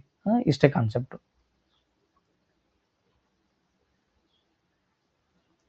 ಎಸ್ ಹೇಳಿ ನೋಡಿ, ಇದೆ ನೋಡ್ರಿ, ಕರೆಕ್ಟ್. ಮಂಜುನಾಥ್ ಪೂಜಾರಿ ಸರ್ ಹೇಳ್ತಾರೆ ಆಂಟಿಜನ್ ಕಾವಲುಗಾರ, ಆಂಟಿಬಾಡಿ ಸೈನಿಕ. ಕರೆಕ್ಟ್, ಅದನ್ನೇ ಹೇಳ್ಕೊಟ್ಟಿದ್ದು ನಿಮಗೆ ನಾನೀಗ. Correct madam. ಅದಕ್ಕೆ ಏನ್ ಮಾಡ್ತಾರೆ, ಬ್ಲಡ್ ಟೆಸ್ಟ್ ಹೋದಾಗ ನಮಗೆ ಬ್ಲಡ್ ಟೆಸ್ಟ್ ಮಾಡ್ತಾರೆ, ಆಂಟಿಬಾಡೀಸ್ ಕರೆಕ್ಟ್ ಅವನ ಇಲ್ಲ, ಆಂಟಿಜನ್ಸ್ ಅವನ ಇಲ್ಲ, ಎಂತ ಬ್ಲಡ್ ಗ್ರೂಪ್ ಐತಿ ಇವ್ರ ಕಡೆ ಅನ್ನೋದೇನು ಕರೆಕ್ಟ್ ಆಗಿ ಡೀಟೇಲ್ ಆಗಿ ಡಾಕ್ಟರ್ಸ್ ಏನ್ ಮಾಡ್ತಾರೆ, ಚೆಕ್ ಮಾಡ್ತಾರೆ. ಐಡಿಯಾ ಬರುತ್ತಾ? ಎಸ್. ಈಗ ಮುಂದಿನ ಸ್ಲೈಡ್ ನೋಡಕ್ ಹೋಗ್ತಾ ಇದ್ವಿ ನಾವು. ಈ ಕಡೆ ನೋಡ್ಬೇಕು. ಈ ಮಾನವನ ರಕ್ತದ ಗುಂಪುಗಳದಾವಲ್ರಿ, ಗೊತ್ತಾಯ್ತು ನಮ್ಗೀಗ ಎ ಬಿ ಓ ಅಂತ ಗೊತ್ತಾಯ್ತಲ್ಲ. ಬಟ್ ಒಂದು ವಿಶೇಷ ಏನಂತಂದ್ರೆ ಒಂದು ಸ್ವಲ್ಪ ಡಿಫರೆಂಟ್ ಆಗಿರುವಂತ ಕಾನ್ಸೆಪ್ಟ್ ಇದೆ. ಇದು ನಿಮ್ಗೆ GPSTR ಗೆ HSTR ಗೆ ಕ್ವಶನ್ ಕೇಳುವಂತ ಸಾಧ್ಯತೆ ಇದೆ. ನೋಡ್ಬೇಕು ನೋಡ್ರಿ, ಯಾರು HSTR ಗೆ ಫೋಕಸ್ ಮಾಡ್ತಾ ಇದ್ರೋ ನನ್ನ ಇನ್ಫಾರ್ಮೇಶನ್ ಸಾಕಾಗಲ್ಲ, ನೀವು ಇನ್ನೂ ಸ್ವಲ್ಪ ಜಾಸ್ತಿ ಸ್ಟಡಿ ಮಾಡಲೇಬೇಕು. ಇನ್ನೂ ಸ್ವಲ್ಪ ಜಾಸ್ತಿ ನೀವು ಸ್ಟಡಿ ಮಾಡಬೇಕು. ಇದು PSTR ಲೆವೆಲ್ಗಂತೂ ತುಂಬಾ ಹೆಲ್ಪ್ ಆಗ್ತತಿ. HSTR ಅವ್ರಿಗೆ ಮೋರ್ ದೆನ್ 60% ಹೆಲ್ಪ್ ಆಗ್ತತಿ. ಇನ್ನೂ ನಿಮಗೆ ಫೋಕಸ್ ಮಾಡ್ಬೇಕಂದ್ರೆ ನೀವು PU ಬುಕ್ಸ್ ಆಗಿರ್ಬೋದು, ಡಿಗ್ರಿ ಬುಕ್ಸ್ ಆಗಿರ್ಬೋದು, ನೀವು ರೆಫರ್ ಮಾಡಲೇಬೇಕಾಗ್ತತಿ. ಇದಕ್ಕಿಂತ ಇನ್ನೂ ಸ್ವಲ್ಪ ಟಫ್ನೆಸ್ ಅನ್ನ ಸ್ವಲ್ಪ ಜಾಸ್ತಿ ಆಗಿರ್ತದೆ. PSTR ಮತ್ತು GPSTR ಗಂತೂ ಎಲ್ಲಿ ಒಂದು ಕ್ವಶನ್ ಮ್ಯಾಕ್ಸಿಮಮ್ ಮಿಸ್ ಆಗಲ್ಲ. ನೋಡ್ಬೇಕು ಈ ಕಡೆ, ರಕ್ತದ ಗುಂಪು ಎ ಜಗತ್ತಿನಲ್ಲಿ ಎಷ್ಟು ಜನ ಅಂತಂದ್ರೆ 25% ಅದರಂತೆ. ಬಿ ರಕ್ತದ ಗುಂಪಿನ ಜನರು 35% ಅದರೆ. ಎ ಬಿ ರಕ್ತದ ಗುಂಪಿನ ವ್ಯಕ್ತಿಯವರು ಕೇವಲ 7% ಅದರೆ. ಓ ರಕ್ತದ ಗುಂಪಿನವರು ಕೇವಲ 35% ಅದರೆ. ಅಂದರೆ ಒಟ್ಟಾರೆಯಾಗಿ 4 ರಕ್ತ ಗುಂಪು, ಅತಿ ಹೆಚ್ಚಿರುವಂತ ರಕ್ತ ಗುಂಪು ಯಾರು ಜಗತ್ತಿನಲ್ಲಿ? ಬಿ ರಕ್ತದ ಗುಂಪು. ಎಲ್ಲಕ್ಕಿಂತ ಕಡಿಮೆ ಇರೋರು ಯಾರು ಅಂತಂದ್ರೆ ನಾವಿಲ್ಲಿ ಬಿ ರಕ್ತದ ಗುಂಪು ಅಂತ ನೋಡ್ತೀವಿ. ಓನು ಸ್ವಲ್ಪ ಕಡಿಮೆ ಆಗಿರ್ತಾರೆ. ಬಿ ರಕ್ತದ ಗುಂಪಿನ ಜನರು ಜಗತ್ತಿನಲ್ಲಿ ಅತಿ ಹೆಚ್ಚಾಗಿರೋದನ್ನ ನಾವಿಲ್ಲಿ ನೋಡ್ತೀವಿ. ಕಾನ್ಸೆಪ್ಟ್ ಏನಂತಂದ್ರೆ ನೋಡ್ರಿ, ಇದು ನಿಮ್ಮ ಬ್ಲಡ್ ಗ್ರೂಪ್, ಇದು ನಿಮ್ಮ ಬ್ಲಡ್ ಗ್ರೂಪ್, ಇದು ನಿಮ್ಮ ಬ್ಲಡ್ ಅಲ್ಲಿರುವಂತ ಆಂಟಿಜನ್. ಅಂದ್ರೆ ನಿಮ್ಮ ಬ್ಲಡ್ ಗ್ರೂಪ್ ಎ ಇದ್ದಾಗ ಆಂಟಿಜನ್ ಯಾವುದು? ಎ. ನಿಮ್ಮ ಬ್ಲಡ್ ಗ್ರೂಪ್ ಬಿ ಇದ್ದಾಗ ಆಂಟಿಜನ್ ಯಾವುದು? ಬಿ. ನಿಮ್ಮ ಬ್ಲಡ್ ಗ್ರೂಪ್ ಎ ಬಿ ಇದ್ದಾಗ ಇರುವಂತ ಆಂಟಿಜನ್ ಯಾವುದು? ಎ ಮತ್ತು ಬಿ. ನಿಮ್ಮ ಬ್ಲಡ್ ಗ್ರೂಪ್ ಓ ಇದ್ದಾಗ ಇರುವಂತ ಆಂಟಿಜನ್ಸ್ ಯಾವುದು? ಯಾವುದೇ ಆಂಟಿಜನ್ಸ್ ಇರಲ್ಲ. ಬಟ್ ಆದರೆ ಬಯೋಲಜಿ ಪ್ರೂವ್ ಮಾಡಿಕೊಡ್ತದೆ ನಮಗೆ, ಒಬ್ಬ ವ್ಯಕ್ತಿಯ ರಕ್ತದಲ್ಲಿ ಯಾವ ಆಂಟಿಜನ್ಗಳಿರ್ತಾವೋ ಅದಕ್ಕೆ ವಿರುದ್ಧವಾಗಿರುವಂತ ಆಂಟಿಬಾಡಿಗಳಿರ್ತಾವಂತೆ. ಆಂಟಿಜನ್ಸ್ ಮತ್ತು ಆಂಟಿಬಾಡಿಗಳು ಪರಸ್ಪರ ವಿರುದ್ಧವಾಗಿರ್ತವೆ. ಬಾಡಿಗಳು ನಾವು ನೋಡಿದಾಗ ಎಷ್ಟದಾವೆ ಆಂಟಿಬಾಡಿಗಳು? 2 ಅದಾವೆ. ಅದನ್ನು ಸ್ಮಾಲ್ ಎ ಸ್ಮಾಲ್ ಬಿ ಲಿಂದ ಇಂಡಿಕೇಟ್ ಮಾಡಿದ್ವಿ. ಆಂಟಿಬಾಡಿಗಳು ಎಲ್ಲಿ ಪ್ರೆಸೆಂಟ್ ಆಗ್ತವೆ? ನಮಗೆ ಬ್ಲಡ್ ಪ್ಲಾಸ್ಮಾದಲ್ಲಿ ಇರ್ತವೆ ಅಂತ ಹೇಳಿ ನಾನು. ಅವಾಗ ನಿನ್ನ ಬ್ಲಡ್ ಗ್ರೂಪ್ ಎ ಇದ್ದಾಗ ನಿನ್ನ ಆಂಟಿಜನ್ ಎ, ಬಟ್ ಅದು ನಿನ್ನ ಆಂಟಿಬಾಡಿ ಬಿ, ಅಂದ್ರೆ ಇವೆರಡು ಅಪೋಸಿಟ್ ಆಗಿರ್ತವೆ. ನಿನ್ನ ಬ್ಲಡ್ ಗ್ರೂಪ್ ಬಿ ಅಂತ ಬಂದಾಗ ನಿನ್ನ ಆಂಟಿಜನ್ ಬಿ, ಆದ್ರೆ ನಿನ್ನಲ್ಲಿರುವಂತ ಆಂಟಿಬಾಡಿ ಎ. ಬಟ್ ಅದು ನಿನ್ನ ಬ್ಲಡ್ ಗ್ರೂಪ್ ಎ ಮತ್ತು B, A B blood group ಇದ್ದಾಗ ನಿನ್ನ ಕಡೆ 2 ಆಂಟಿಜನ್ಸ್ ಇದ್ದಾಗ ನಿನ್ನ ಬಾಡಿಯಲ್ಲಿ ಯಾವುದೇ ರೀತಿಯಾಗಿರುವಂತ ಆಂಟಿಬಾಡಿಗಳು ಕಂಡು ಬರಲ್ಲ. ನಿನ್ನ ಬ್ಲಡ್ ಗ್ರೂಪ್ ಓ ಅಂತ ಬಂದಾಗ ನಿನ್ನ ಕಡೆ ಯಾವುದೇ ರೀತಿಯ ಆಂಟಿಜನ್ಸ್ ಇಲ್ಲ, ಬಟ್ ಅದು ನಿನ್ನ ಕಡೆ ಎ ಮತ್ತು ಬಿ 2 ಆಂಟಿಬಾಡಿಗಳು ಪ್ರೆಸೆಂಟ್ ಆಗ್ತವೆ. ನೋಡ್ರಿ, ಸ್ವಲ್ಪ ಡಿಫ್ರೆಂಟ್ ಇದೆ, ಕನ್ಫ್ಯೂಸ್ ಆಗ್ತದೆ. ಕನ್ಫ್ಯೂಸ್ ಮಾಡ್ಕೊಳ್ಳುವಂತ ಪ್ರಯತ್ನ ಮಾಡಬೇಡ್ರಿ. ನೋಡ್ರಿ, ಇದ್ದಾಗ ಇರಲ್ಲ, ಇರ್ಲಾರ್ದಾಗ ಇರ್ತವ, ಇದ್ದಾಗ ಅಪೋಸಿಟ್ ಆಗಿರ್ತವ. ಇದ್ದಾಗ ಅಪೋಸಿಟ್ ಆಗಿರ್ತವ, ಇದ್ದಾಗ ಇರಲ್ಲ, ಇರ್ಲಾರ್ದಾಗ ಇರ್ತವ ಅಂತ ನೆನ್ಪಿಟ್ಕೋಬೇಕು. ಎ ಇದ್ದಾಗ ಬಿ, ಬಿ ಇದ್ದಾಗ ಎ ಬಿ, ಎ ಮತ್ತು ಬಿ ಇದ್ದಾಗ ಯಾವುದೇ ಆಂಟಿಬಾಡಿಗಳು ಇರಲ್ಲ. ಇನ್ನು ಓ ಇದ್ದಾಗ ಯಾವುದೇ ಆಂಟಿಜನ್ಸ್ ಇಲ್ಲ, ಬಟ್ ಅದರ ಆಂಟಿಬಾಡಿಗಳು ಮಾತ್ರ 2 ಇರ್ತವೆ ಅಂತ ನಾವು ನೋಡ್ತೀವಿ. ಇದನ್ನು ನಾನು ಸ್ಲೈಡಲ್ಲಿ ಹಾಕ್ತೀನಿ. ಆಂಟಿಜನ್ ಎ ಇತ್ತು ಅಂದ್ರೆ ಆಂಟಿಬಾಡಿ ಬಿ, ಆಂಟಿಜನ್ ಬಿ ಇದ್ದಾಗ ಆಂಟಿಬಾಡಿ ಎ, ಆಂಟಿಜನ್ ಎ ಮತ್ತು ಬಿ 2 ಇದ್ದಾಗ ಆಂಟಿಬಾಡಿಗಳು ಯಾವುದೇ ರೀತಿಯಾಗಿರಲ್ಲ. ಯಾವುದೇ ಆಂಟಿಜನ್ಸ್ ಇಲ್ಲ ಅಂತಂದ್ರೆ ಏನಾಗ್ತವೆ? 2 ರೀತಿಯಾಗಿರುವಂತ ಆಂಟಿಬಾಡಿಗಳನ್ನ ನಾವಿಲ್ಲಿ ನೋಡ್ತೀವಿ. ಸರ್, ಇದು ಹೆಂಗ್ ಕ್ವಶನ್ ಹೆಂಗ್ ಕೇಳ್ತಾನ್ರಿ ಅಂತಂದ್ರೆ ಈ ರೀತಿ ಕೇಳ್ತಾನೆ. ನೋಡ್ಬೇಕು ಈ ಕಡೆ, ಒಬ್ಬ ವ್ಯಕ್ತಿಯ ರಕ್ತದ ಗುಂಪು ಬಿ ಆದಾಗ ಅಂತ ಕೇಳ್ತಾನೆ. ಒಬ್ಬ ವ್ಯಕ್ತಿಯ ರಕ್ತದ ಗುಂಪು ಬಿ ಆದಾಗ option A, B, C, D ರೀತಿ ಕೊಡ್ತಾನೆ. ಇದನ್ನು ನಾನಿಲ್ಲಿ ಏನು ಆಂಟಿಜನ್ ಅಂತ ಬರಿತೀನಿ, ಇದನ್ನು ಆಂಟಿಬಾಡಿ ಅಂತ ಬರಿತೀನಿ. ಅವಾಗ ಆಪ್ಷನ್ ಎ, ಒಬ್ಬ ವ್ಯಕ್ತಿಯ ರಕ್ತದ ಗುಂಪು ಬಿ ಆದಾಗ ಆ ವ್ಯಕ್ತಿಯ ರಕ್ತದಲ್ಲಿ ಆಂಟಿಜನ್ ಎ ಇರ್ತದೆ, ಆಂಟಿಬಾಡಿ ಬಿ ಇರ್ತದೆ. ಒಬ್ಬ ವ್ಯಕ್ತಿಯ ರಕ್ತದ ಗುಂಪು ಬಿ ಇದ್ದಾಗ ಆಂಟಿಜನ್ ಬಿ ಇರ್ತದೆ, ಆಂಟಿಬಾಡಿ ಎ ಇರ್ತದೆ. ಒಬ್ಬ ವ್ಯಕ್ತಿಯ ರಕ್ತದ ಗುಂಪು ಬಿ ಇದ್ದಾಗ ಬಿ ಎಂಬ ಆಂಟಿಜನ್ ಇರ್ತದೆ, ಯಾವುದೇ ಆಂಟಿಬಾಡಿಗಳು ಕಂಡು ಬರಲ್ಲ. ಒಬ್ಬ ವ್ಯಕ್ತಿಯ ರಕ್ತದ ಗುಂಪು ಬಿ ಇದ್ದಾಗ ಬಿ ಎಂಬ ಆಂಟಿಜನ್ ಇರ್ತದೆ, ಆದ್ರೆ ಎ ಮತ್ತು ಬಿ 2 ಆಂಟಿಬಾಡಿಗಳು ಕಂಡು ಬರ್ತವೆ ಅಂತ ಕೊಡ್ತಾನೆ. So what's your answer? ಅರ್ಥ ಆಯ್ತಾ ಕ್ವಶನ್ ನಾನು ಕೇಳಿದ್ದು? ಇದೇ ಎಕ್ಸಾಮ್ದಲ್ಲಿ ಕೇಳುವಂತ ಕ್ವಶನ್ ನಿಮಗೆ.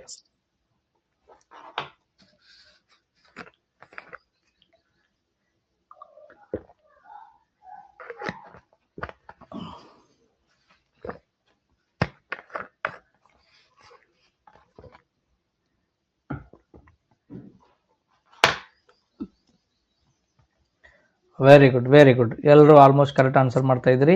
ಕರೆಕ್ಟ್ ಅಂದ್ರೆ ಕಾನ್ಸೆಪ್ಟ್ ಕ್ಲಾರಿಟಿ ಬಂತು ಅಂತ ಅರ್ಥ. ಈ ರೀತಿ ನಿಮಗೆ ಆಂಟಿಬಾಡಿಗಳು ಮತ್ತು ಆಂಟಿಜನ್ಗಳ ಮೇಲೆ ಸಹಿತ ಕ್ವಶನ್ ನಿಮಗೆ ರೈಸ್ ಮಾಡ್ತಾನೆ. ಎಸ್, ಇಷ್ಟು ಗೊತ್ತಾದ ಮೇಲೆ ಈಗ ನಾವು ನೆಕ್ಸ್ಟ್ ಹೋಗ್ತಾ ಇದ್ದೀವಿ. ಯಾವ ವ್ಯಕ್ತಿ ಯಾವ ರಕ್ತದ ಗುಂಪನ್ನು ಹೊಂದಿದಾಗ ಯಾರಿಗೆ ಬ್ಲಡ್ ಅನ್ನು ಕೊಡಬಹುದು, ಯಾರಿಂದ ಬ್ಲಡ್ ಅನ್ನು ಸ್ವೀಕಾರ ಮಾಡ್ತಾನೆ ಅಂತ ಒಂದು ಕಾನ್ಸೆಪ್ಟ್. ಯಾರಿಗೆ ಬ್ಲಡ್ ಅನ್ನು ಕೊಡಬಹುದು ಮತ್ತು ಯಾರಿಂದ ರಕ್ತವನ್ನು ಸ್ವೀಕಾರ ಮಾಡ್ತಾನೆ ಅನ್ನೋದನ್ನು ನಾವು ನೆಕ್ಸ್ಟ್ ಸ್ಲೈಡಲ್ಲಿ ನೋಡಕ್ ಹೋಗ್ತಾ ಇದ್ದೀವಿ. ನೋಡಿ, ನಿಮ್ಮ ರಕ್ತದ ಗುಂಪು ಎ ಇತ್ತು ಅಂತಂದ್ರೆ ನೀನು ಇವರಿಗೆ ರಕ್ತವನ್ನು ನೀಡಬಹುದು. ಯಾರಿಗೆ ಕೊಡಬಹುದ್ರ ಎ ಮತ್ತು ಎ ಬಿ ಕೊಡಬಹುದು ಅಂತ ಅರ್ಥ. ಯಾರಿಗೆ ಕೊಡಬಹುದು? ಎ ಮತ್ತು ಎ ಬಿಗೆ ನೋಡ್ರಿ. ಕೊಡ್ಬೇಕಾಗಿದ್ರೆ ಕಂಡೀಷನ್ ಅಂದ್ರೆ ನಿನ್ ಕಡೆ ಅವನ ಕಡೆ ಒಂದಾದ್ರೂ ಮ್ಯಾಚ್ ಆಗ್ಬೇಕು. ಅಂದ್ರೆ ನಿನ್ ಕಡೆ ಎ ಇತ್ತಂದ್ರೆ ಅವನ ಕಡೆ ಅಟ್ಲೀಸ್ಟ್ ಎ ಆದ್ರೂ ಇರ್ಬೇಕು. ಈಗ ನಮ್ಮ ಬ್ಲಡ್ ಗ್ರೂಪ್ ಎ ಮತ್ತು ಎ ಬಿ ಇವೆರಡಲ್ಲಿ ಎ ಇರೋದ್ರಿಂದ ನಿನ್ಗೆ ಎ ಕೊಡಬಹುದು ಮತ್ತೆ ಎ ಬಿ ಕೊಡಬಹುದು. ಸೇಮ್ ನಿನ್ನ ಬ್ಲಡ್ ಗ್ರೂಪ್ ಬಿ ಇದ್ದಾಗ ನೀನು ಯಾರಿಗೆ ಕೊಡಬಹುದು ಅಂದ್ರೆ ನಿನ್ ಕಡೆ ಬಿ ಇರೋದ ಬಿ ಇದ್ದವನಿಗೆ ಕೊಡಬಹುದು ಮತ್ತು ಎ ಬಿ ಅಲ್ಲಿ ಸಹಿತ ಬಿ ಇರೋದ್ರಿಂದ ಬಿ ಕೊಡಬಹುದು. ಅರ್ಥ ಆಗುತ್ತಾ? ಎ ಬಿ ರಕ್ತದ ಗುಂಪಿದ್ದಾಗ ಕೇವಲ ಎ ಬಿ ಮಾತ್ರ ಕೊಡಬಹುದು ನೋಡ್ರಿ. ನಿಂದು ಎ ಮತ್ತು ಬಿ ರಕ್ತದ ಗುಂಪು ಇದ್ದಾಗ, ಅಂದ್ರೆ ಎ ಎಂಬ ಆಂಟಿಜನ್ ಬಿ ಎಂಬ ಆಂಟಿಜನ್ ಎರಡೂ ಇದ್ದಾಗ ಎರಡೂ ರಕ್ತದ ಗುಂಪನ್ನು ಹೊಂದಿರುವಂತ ವ್ಯಕ್ತಿಗೆ ಮಾತ್ರ ನೀನು ಕೊಡಬಹುದು, ಎಲ್ರಿಗೂ ಕೊಡಕ್ ಬರಲ್ಲ. ಸರ್ ಎ ಐತಿ ಎ ಕೊಡ್ಬೋದು, ಬಿ ಐತಿ ಬಿ ಕೊಡ್ಬೋದು, ಎ ಬಿ ಇದ್ರೆ ಎ ಬಿ ಕೊಡ್ಬೋದು ಅಂತಲ್ಲ. ಎ ಬಿ ಇದ್ದಾಗ ಕೇವಲ ನಾವು ಯಾರಿಗೆ ಕೊಡ್ಬೋದು, ಎ ಬಿಗೆ ಮಾತ್ರ ಕೊಡ್ಬೋದು. ಇನ್ನು ಓ ರಕ್ತದ ಗುಂಪು ಇತ್ತಂದ್ರೆ ಇವನ್ ಕಡೆ ಯಾವುದೇ ಆಂಟಿಜನ್ಸ್ ಇಲ್ಲ, ಇವನ್ ಕಡೆ ಎನೂ ಇಲ್ಲ ಬಿನೂ ಇಲ್ಲ, ಯಾವುದೇ ಆಂಟಿಜನ್ಸ್ ಇಲ್ಲದೆ ಇರೋದ್ರಿಂದ ಇವನು ಒಂಥರ ಮುಕ್ತ ತೆರೆದ ಪುಸ್ತಕ ಇದ್ದಂಗೆ, ಯಾರು ಬೇಕಾದ್ರೆ ಬಂದು ಓದ್ರಿ ಅನ್ನಂಗೆ ಅರ್ಥ. ತೆರೆದ ಒಂದು ಗಾರ್ಡನ್ ಇದ್ದಂಗೆ, ಯಾರು ಬೇಕಾದ್ರೆ ಹೂವು ಕಡ್ಕೊಂಡು ಹೋಗ್ರಿ ಅಂತ ಕೊಡ್ತಾನ ನಾವು. ಯಾಕಂದ್ರೆ ಅವ್ನಿಗೆ ಏನು ಕಂಡೀಷನ್ ಅಪ್ಲೈ ಆಗ್ತಾ ಇಲ್ಲ, ಯಾಕಂದ್ರೆ ಅವನ ಕಡೆ ಏನೂ ಇಲ್ಲ, ಯಾವುದೇ ರೀತಿಯಾಗಿರುವಂತ ಕಾಂಪಿಟೇಟ್ ಮಾಡೋದಾಗಿರ್ಬೋದು, ಡಿಫ್ರೆನ್ಶಿಯೇಟ್ ಮಾಡುವಂತ ಅಂಶಗಳೇ ಇಲ್ಲ ಅವನ ಕಡೆ ಇಲ್ಲದೆ ಇರೋದ್ರಿಂದ ಆ ಓ ಎಂಬ ರಕ್ತ ಗುಂಪಿನ ವ್ಯಕ್ತಿ ಯಾವುದೇ ರೀತಿಯಾಗಿರುವಂತ ಆಂಟಿಜನ್ಸ್ ಇಲ್ಲದಿರೋದ್ರಿಂದ ಅವನು ಎ ಬಿ ಮತ್ತು ಓ 3-4 ರಕ್ತದ ಗುಂಪಿನವರಿಗೆ ಏನು ಕೊಡಬಹುದು, ಅವನು ರಕ್ತವನ್ನು ಕೊಡಬಹುದು. ಅರ್ಥ ಆಗುತ್ತಾ? ಎ ರಕ್ತದ ಗುಂಪಿರುವಂತ ವ್ಯಕ್ತಿ ಎ ಮತ್ತು ಎ ಬಿ ಕೊಡ್ತಾನೆ, ಬಿ ರಕ್ತ ಗುಂಪು ವ್ಯಕ್ತಿ ಬಿ ಮತ್ತು ಎ ಬಿ ಕೊಡ್ತಾನೆ, ಎ ಬಿ ಇರುವಂತ ವ್ಯಕ್ತಿ ಕೇವಲ ಎ ಬಿ ಕೊಡ್ತಾನೆ, ಓ ಇರುವಂತ ವ್ಯಕ್ತಿ ಎಲ್ರಿಗೂ ಕೊಡ್ತಾನೆ. ಎಲ್ರು ಅಂದ್ರೆ ಯಾರು? ಎ ಬಿ ಮತ್ತು ಓ 4 ರೀತಿಯಾಗಿರುವಂತ ರಕ್ತ ಗುಂಪಿಗೆ ಬ್ಲಡ್ ಅನ್ನು ಅವನು ಕೊಡಕ್ ಸಾಧ್ಯ ಆಗ್ತದೆ. ಆದರೆ ಅದೇ ಎ ಎಂಬ ಇರುವಂತ ರಕ್ತ ಗುಂಪು ಯಾರಿಂದ ರಕ್ತವನ್ನು ಪಡಿಬಹುದು? ಇಮ್ಯಾಜಿನ್ ನಂದು ಎ ರಕ್ತದ ಗುಂಪು ಐತೆ ಅಂತ ತಿಳ್ಕೊಳ್ಳಿ, ನಾನು ಯಾರಿಗೆ ಕೊಡ್ಬೋದು ಅಂದ್ರೆ ಎ ಕೊಡ್ಬೋದು, ಎ ಬಿ ಕೊಡ್ಬೋದು. ಬಟ್ ನಾನು ಅವರಿಂದನೇ ರಿಸೀವ್ ಮಾಡ್ಕೊಳಕ್ ಆಗಲ್ಲ. ಹೆಂಗೆ ಸರ್ ಕೊಡ್ತೀವಿ, ರಿಸೀವ್ ಮಾಡ್ಕೊಳಕ್ ತಗೊಂಗಿಲ್ಲೇನೋ? ಇದು ದುಡ್ಡು ಸಾಲ ಕೊಟ್ಟಂಗಲ್ರಿ. ನಾವು ಯಾರಿಗೆ ಕೊಡ್ತೀವೋ ಅವನ ಕಡೆ ದುಡ್ಡು ಸಾಲ ತಗೊಂಡಂಗಲ್ಲ. ಇದು ಡಿಫ್ರೆಂಟ್ ಐತಿ. ನಾವು ಕೊಡೋದೊಬ್ಬನಿಗೆ ತಗೊಳ್ಳೋದೊಬ್ಬನ ಕಡೆಯಿಂದ. ಇದೇ ಬಯಾಲಜಿ, ಉಲ್ಟಾ ಐತಿ ಬಯಾಲಜಿ ಸ್ವಲ್ಪ. ಇವನಿಗೆ ಕೊಡ್ತೀವಿ, ಇವನಿಗೆ ಅಂತ ಕೇಳ್ತೀವಿ ನಾವು, ಹಂಗೈತಿ ಕಾನ್ಸೆಪ್ಟ್ ಇದು. ಹಂಗಾಗಿ ಎ ಇರುವಂತ ವ್ಯಕ್ತಿ ಯಾರ ಕಡೆಯಿಂದ ತಗೊಂಡ್ರ ನೋಡಿ, ತಗೋಬೇಕಾದ್ರೆ ಕಂಡೀಷನ್ ಏನು, ಅಂಥದ್ದೇ ಆಂಟಿಜನ್ ಇರ್ಬೇಕ್ರಿ. ನಿಂದು ಎ ಎಂಬ ಬ್ಲಡ್ ಗ್ರೂಪ್ ಇತ್ತು ಅಂತಂದ್ರೆ ಎ ಎಂಬ ಆಂಟಿಜನ್ ಇರಬೇಕು. ಹಂಗಾಗಿ ನೀನು ಎಲಿಂದ ತಗೋಬಹುದು, ಓಲಿಂದನೂ ತಗೋಬಹುದು. ಯಾಕೆ? ಓ ಅಂತ ಬಂದಾಗ ಯಾವುದೇ ಕಂಡೀಷನ್ ಅಪ್ಲೈ ಆಗ್ತಿಲ್ಲ ಅವನಿಗೆ, ಅವನು ಓಪನ್ ಬುಕ್ ಇದ್ದಂಗವ. ಅವನ ಕಡೆ ಇಂಥದೇ ಅಂತ ಪರ್ಟಿಕ್ಯುಲರ್ ಆಂಟಿಜನ್ ಇಲ್ಲ. ಹಂಗಾಗಿ ಆರಾಮಾಗಿ ಅವನದು ಸಹಿತ ನಾವೇನ್ ಮಾಡ್ಬೋದು, ರಕ್ತವನ್ನು ತಗೋಬಹುದು. ಬಿ ಎಂಬ ರಕ್ತದ ಗುಂಪಿರುವಂತ ವ್ಯಕ್ತಿ ಬಿಲಿಂದ ರಿಸೀವ್ ಮಾಡ್ಕೋಬಹುದು, ಮತ್ತೆ ಓಲಿಂದ ಸಹಿತ ರಿಸೀವ್ ಮಾಡ್ಕೋಬಹುದು. ಯಾಕೆ ಅಂತಂದ್ರೆ ಓ ಅಂತ ಬಂದಾಗ ಯಾವುದೇ ಆಂಟಿಜನ್ಸ್ ಇಲ್ಲ, ಇಂಥದೇ ಅಂತ ಪರ್ಟಿಕ್ಯುಲರ್ ಕಾರಣಗಳೇನಿಲ್ಲ. ಒಂಥರ ಓಪನ್ ಬುಕ್ ಇದ್ದಂಗ ನಾನು ಕೊಡ್ತೀನಿ ಅಂತ ಹೇಳ್ಬಿಡ್ತಾನೆ. ಯಾಕಂದ್ರೆ ಅವ್ನೇನು ಕಂಡೀಷನ್ ಅಪ್ಲೈ ಆಗಲ್ಲ ಅಲ್ಲಿ. ಎಸ್ ನೋಡ್ರಿ, ಎ ಬಿ ರಕ್ತದ ಗುಂಪಿದ್ದಾಗ ಎ ಬಿ ನಿನ್ನ ಬ್ಲಡ್ ಗ್ರೂಪ್ ಇತ್ತು ಅಂತಂದ್ರೆ ನೀನು ಎಲಿಂದ ರಿಸೀವ್ ಮಾಡ್ಕೊಳ್ಳಬಹುದು, ಬಿಲಿಂದ ರಿಸೀವ್ ಮಾಡ್ಕೊಳ್ಳಬಹುದು, ಎ ಬಿಲಿಂದ ರಿಸೀವ್ ಮಾಡ್ಕೊಳ್ಳಬಹುದು. ಕಾಮನ್ ಆಗಿ ಗೊತ್ತು, ಓಲಿಂದಂತೂ ಯಾವುದೇ ಕಂಡೀಷನ್ ಅಪ್ಲೈ ಆಗಿಲ್ಲ. ಎಲ್ಲರಿಂದ ಸಹಿತ ಈ ವ್ಯಕ್ತಿ ಏನ್ ಮಾಡ್ತಾನೆ, ರಕ್ತವನ್ನು ಸ್ವೀಕಾರ ಮಾಡಿಕೊಳ್ಳಬಹುದು. ಏನ್ ಮಾಡಬಹುದು, ಸ್ವೀಕಾರ ಮಾಡಿಕೊಳ್ಳಬಹುದು. ಹಂಗಾಗಿ ನೀವು ಕೇಳ್ತಿರ್ಬೋದು, ಎ ಬಿ ರಕ್ತದ ಗುಂಪನ್ನೇ ಸಾರ್ವತ್ರಿಕ ಸ್ವೀಕಾರಿ ಅಂತ ಕರಿತೀವಿ, ಯೂನಿವರ್ಸಲ್ ಎಕ್ಸೆಪ್ಟರ್ ಅಂತ ಕರಿತೀವಿ. ಅದರ ಓ ರಕ್ತದ ಗುಂಪನ್ನು ಸಾರ್ವತ್ರಿಕ ದಾನಿ ಅಂತ ಕರಿತೀವಿ. ಯಾಕಂದ್ರೆ ಓ ಇರುವಂತ ವ್ಯಕ್ತಿ ಎಲ್ಲರಿಗೂ ಕೊಡ್ತಾನೆ, ಎ ಬಿ ಇರುವಂತ ವ್ಯಕ್ತಿ ಎಲ್ಲರಿಂದ ರಿಸೀವ್ ಮಾಡ್ಕೊಡ್ತಾನೆ. ಹಂಗಾಗಿ ಅವನನ್ನು ಸಾರ್ವತ್ರಿಕ ಸ್ವೀಕಾರಿ, ಯೂನಿವರ್ಸಲ್ ಡೋನರ್, ಯೂನಿವರ್ಸಲ್ ಎಕ್ಸೆಪ್ಟರ್ ಅಂತ ಕರಿತೀವಿ. ಡೋನರ್ ಯಾರು? ಓ, ಎಲ್ರಿಗೂ ಕೊಡಬಹುದು. ರಿಸೀವ್ ಮಾಡ್ಕೊಳ್ಳೋರು ಯಾರು? A B. ಯಾಕಂದ್ರೆ ಎ ಬಿ ಎರಡು ಆಂಟಿಜನ್ಸ್ ಇರೋದ್ರಿಂದ ಎ ಎಂಬ ಆಂಟಿಜನ್ ಇಂದ ತಗೋಬಹುದು, ಬಿ ಎಂಬ ಆಂಟಿಜನ್ ತಗೋಬಹುದು, ಎ ಬಿ ಆಂಟಿಜನ್ ತಗೋಬಹುದು, ಓ ಎಂಬ ಬ್ಲಡ್ ಗ್ರೂಪ್ ಇನ್ ಸಹಿತ ವ್ಯಕ್ತಿ ತಗೋಬಹುದು. ಬಟ್ ಓ ಬ್ಲಡ್ ಗ್ರೂಪ್ ಇತ್ತು ಅಂತಂದ್ರೆ ಕೇವಲವನು ಓ ಬ್ಲಡ್ ಗ್ರೂಪ್ ಇಂದನೇ ಮಾತ್ರ ಪಡಿತಾನೆ ನೋಡ್ರಿ. ಯಾಕಂದ್ರೆ ಅವನ ಕಡೆ ಓ ಅಂದ್ರೆ ಅರ್ಥ ಏನೂ ಇಲ್ಲ. ಹಂಗಾಗಿ ಎ ಇದ್ರು ನಡೆಯಲ್ಲ ಅವನಿಗೆ, ಬಿ ಇದ್ರು ನಡೆಯಲ್ಲ, ಎ ಬಿ ಇದ್ರು ನಡೆಯಲ್ಲ.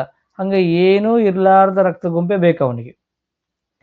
ಅವನ ಕಡೆ ಏನೂ ಇಲ್ರಿ, ನಿಮ್ ಕಡೆ ಎ ಅದ, ಹೆಂಗ್ ಮ್ಯಾಚ್ ಆಗ್ತದೆ? ಮ್ಯಾಚ್ ಆಗಲ್ಲ. ನನ್ನ ಕಡೆ ಏನೂ ಇಲ್ಲ ಅಂತಂದ್ರ ಏನೂ ಇರ್ಲಾರ್ದಂತ ವ್ಯಕ್ತಿ ಜೊತೆ ನನ್ನ ಫ್ರೆಂಡ್ಶಿಪ್ ಆಗ್ತತಿ.